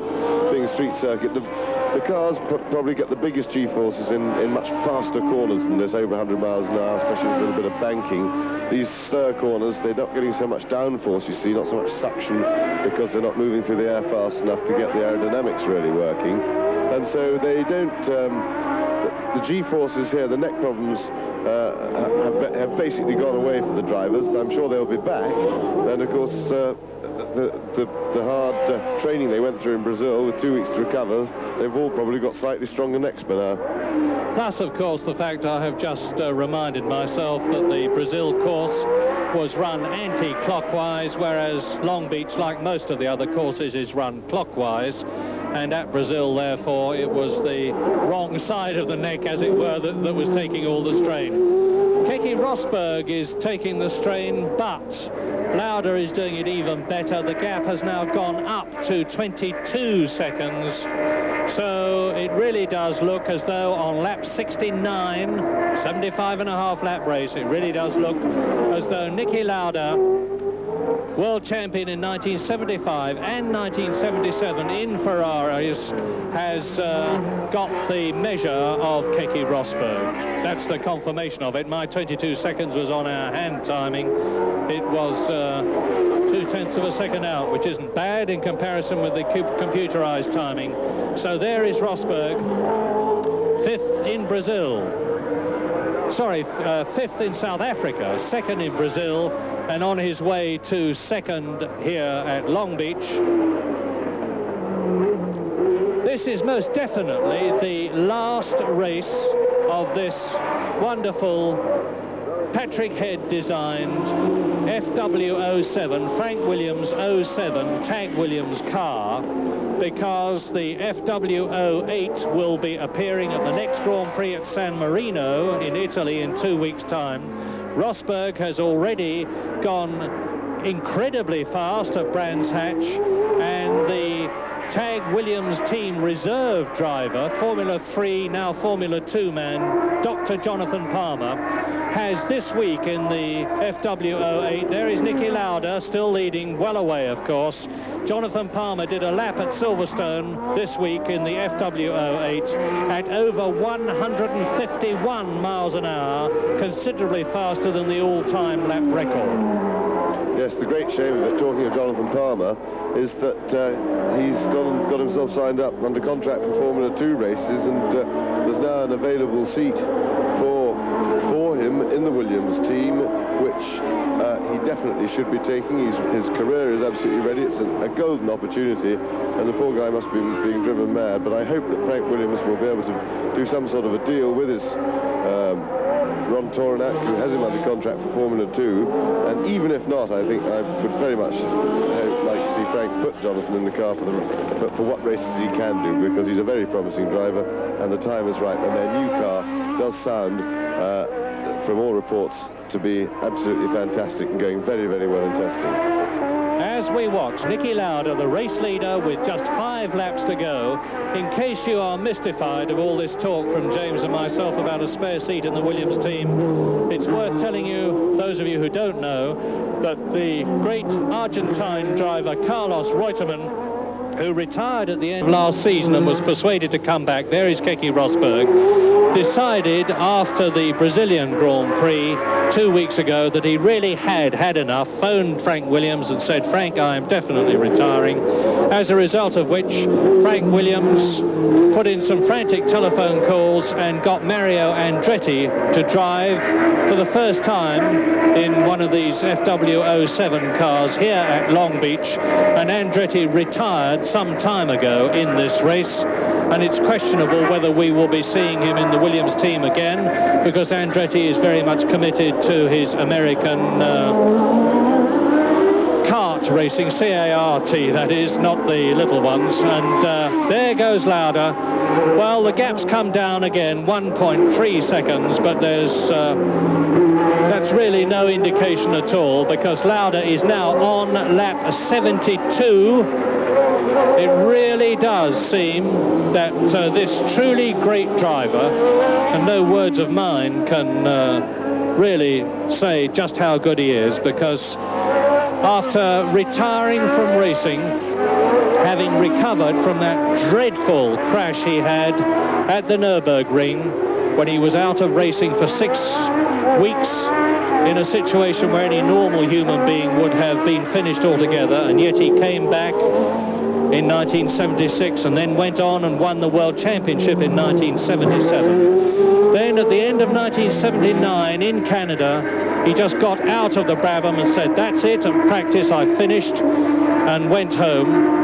He did not race at all in 1980 and 81, built up his airline, Loud Air, decided after all that the lure of Grand Prix racing was too great to resist, and then there were a lot of negotiations over the winter of 1981-82 between Niki Lauda and several team managers who were only too anxious to employ this great Austrian, and it was the Marlboro McLaren team that got his name on a contract, and how very, very happy they must be feeling, because he was straight back into the swing of Grand Prix racing in South Africa after having been out for 2 years, and finished in 4th place. In Brazil, he got punted off the circuit by Carlos Reutemann, which may well have led to part of Reutemann's decision to retire.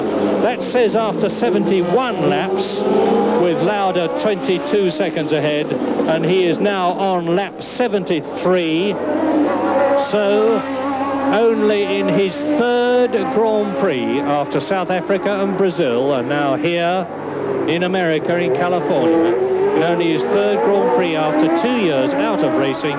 It looks as though, with just 2 laps to go now, when he comes out of this loop and goes into the shoreline drive section, Niki Lauda will be well on his way to finishing this race. And what a wonderful drive it has been. Because when Bruno Giacomelli drove into the back of René Arnoux' Renault, Niki Lauda was right behind Giacomelli and managed, with a superb piece of driving, razor-sharp reflexes, to avoid both the Alfa Romeo and the Renault of Giacomelli and Arnoux, both of which were instantaneously out of the race. He moved immediately then from 4th place to 2nd place. Then he closed the gap between himself and Andrea De Cesaris, fought his way past, and has been very much in the lead ever since. And now he's driving round with Michele Alboreto, who he has already lapped.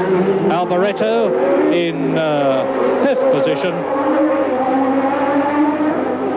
So still on the same lap as Niki Lauda, which incidentally is lap 74, are Keke Rosberg, Villeneuve and Patrese.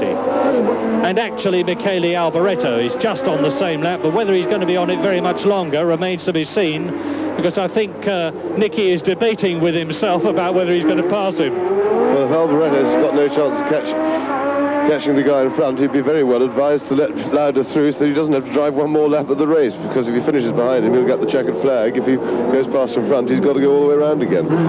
So he could save himself a bit of work if he's got no axe to grind over his position.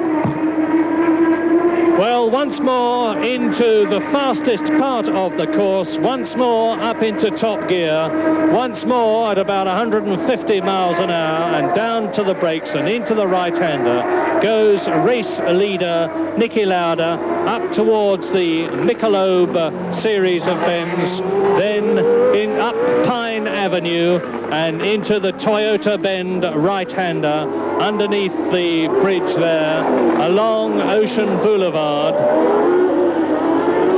And Lauda is down the straight for the last time but one, and up in the rostrum is the official that will be giving him that checkered flag, because now Niki Lauda is on the last full lap in this 75.5 lap race. Let us go round. I'm sure the producer will stay with the great Austrian on his last lap. He's got a clear circuit in front of him. As you can see, the sporting American crowd, and it is a record crowd here. There were 50,000 people here yesterday to watch practicing, and there must be well on 100,000 people here today, are rising on the last lap to cheer Niki Lauda home for his 18th Grand Prix win in his superb career. Yes, an absolutely marvellous comeback for Niki. Thoroughly deserved his win from the moment that he got in a racing car again for the first time for over 2 years. When he started testing the McLaren before Christmas, he was completely rejuvenated with enthusiasm and aggression and everything to drive the car, and of course with all his experience and everything as well. He's, if anything, well, certainly a more formidable driver than he was in his last season or two before he retired, when he had other things on his mind. He was building up his airline business. Now he's giving it 100%. He's right into it. He's got himself fitter than he's ever been before in his life, and he's driving as well as he's ever driven, and he's rejuvenated the Marlboro McLaren team, and there he is to take the first win of his comeback. And that means to say that provided Keke Rosberg, who is some 20 seconds behind Niki Lauda, who has won the US Grand Prix West of 1982 at Long Beach, and in the process, as I have said before, won his 18th Grand Prix. Provided Keke Rosberg finishes second, the World Championship positions will be Keke Rosberg leading Alain Prost, Rosberg with 14 points, Prost with 13, and Niki Lauda here will be in third position. That's Chris Pook with the beard, the man who is responsible, and he always has been, for organising this superb Long Beach Grand Prix. And if Niki takes that fireproof balaclava helmet off, we'll see the great Austrian. There he is, and Rosberg in the background, so that confirms. Scars yet from the bad burn that Niki Lauda had, but is he happy looking or what? Let's go pit side and see if Barry Gill is down there and ready or not. I don't know. Villeneuve has just taken third place. Niki Lauda, if that cheering behind is anything to go by, this is one of the most popular victories ever seen at Long Beach. How do you feel? I feel all right. The car was going very well. The circuit was very difficult because it broke up all over the place, so I don't think it was very nice. But I liked it. A lot of drivers are complaining about the track, but it reminds me of when they complained about Belgium and Jackie Stewart said the good driver stays on the good bits. Is that what you were doing? Yeah, sure, I try to stay on the good bit, but I think it's a bit of a joke. If they change the circuit, they can't put the concrete on the asphalt on which lasts. And I think it's sure as shit, but you know, that's what it is. Niki, 1978 in Italy, when you last won a Grand Prix with the Brabham, what's it like to win again? I tell you, it's pretty good because I didn't expect it to come that quick, so I'm happy tonight. And did you think you'd win a race after 3 races after that long retirement? After practice here, I thought that I might. Niki, congratulations and thanks for a great race. Thank you. Obviously, a tremendous drive by the one who they nicknamed Super Rat. I don't know why, but there's your finishing order. Niki Lauda, Keke Rosberg, Gilles Villeneuve, Ricardo Patrese, Michele Alboreto, and Elio De Angelis, the top 6 in earning those World Championship points. It has been a drive. It's been a beautiful day of racing here in Long Beach. This is Bruce Flanders on behalf of Pete Lyons and Barry Gill saying thanks for watching. We sure hope you enjoyed it. And here come the names of the people that helped make it all possible.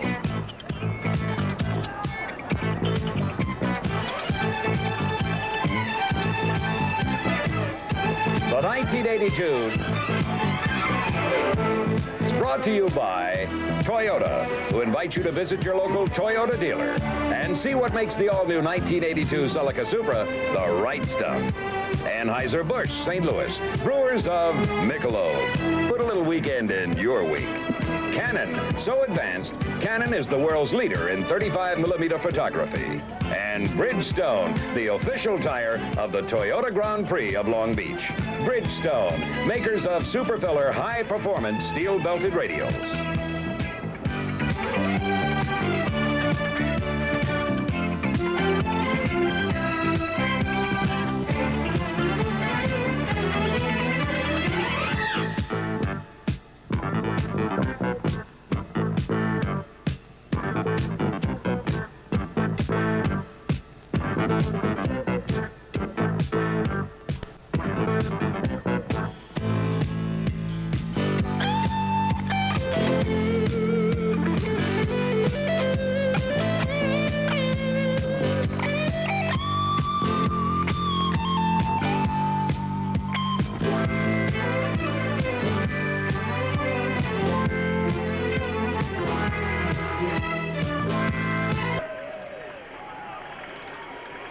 Den Weltmeisterschaftsstand habe ich Ihnen schon ausgerechnet. Rosberg 14, Prost 13, Lauda 12 Punkte, Piquet, der Sieger von Brasilien 9, Reutemann 6 Punkte, fährt aber nicht mehr, und dann Watson, Arnoux, Villeneuve, Patrese und Alboreto, der heute auch schon zum 2. Mal gepunktet hat. Rosberg 14, Prost 13, Lauda 12 Punkte, die ersten 3 von heute, Niki Lauda, Keke Rosberg und mit dem Rücken zur Kamera jetzt der Kanadier Gilles Villeneuve.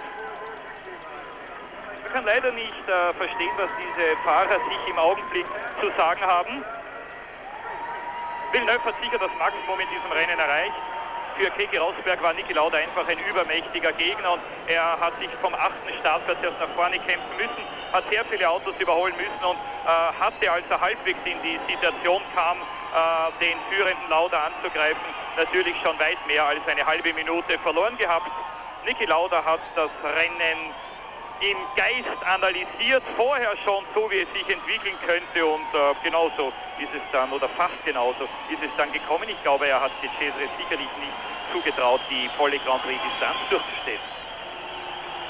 Lauda, Rosberg, Villeneuve, die ersten 3 in Long Beach, 7. Grand Prix an der kalifornischen Pazifikküste und der 7. Sieger.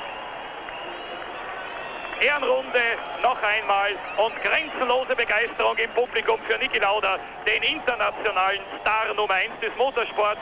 Sie erinnern sich, 1977 ist er schon zum Weltsportler Nummer 1 gewählt worden und jetzt dieses Comeback, das Millionen Sportfreunde, nicht nur die reinen Formel 1 Enthusiasten in der ganzen Welt begeistert hat.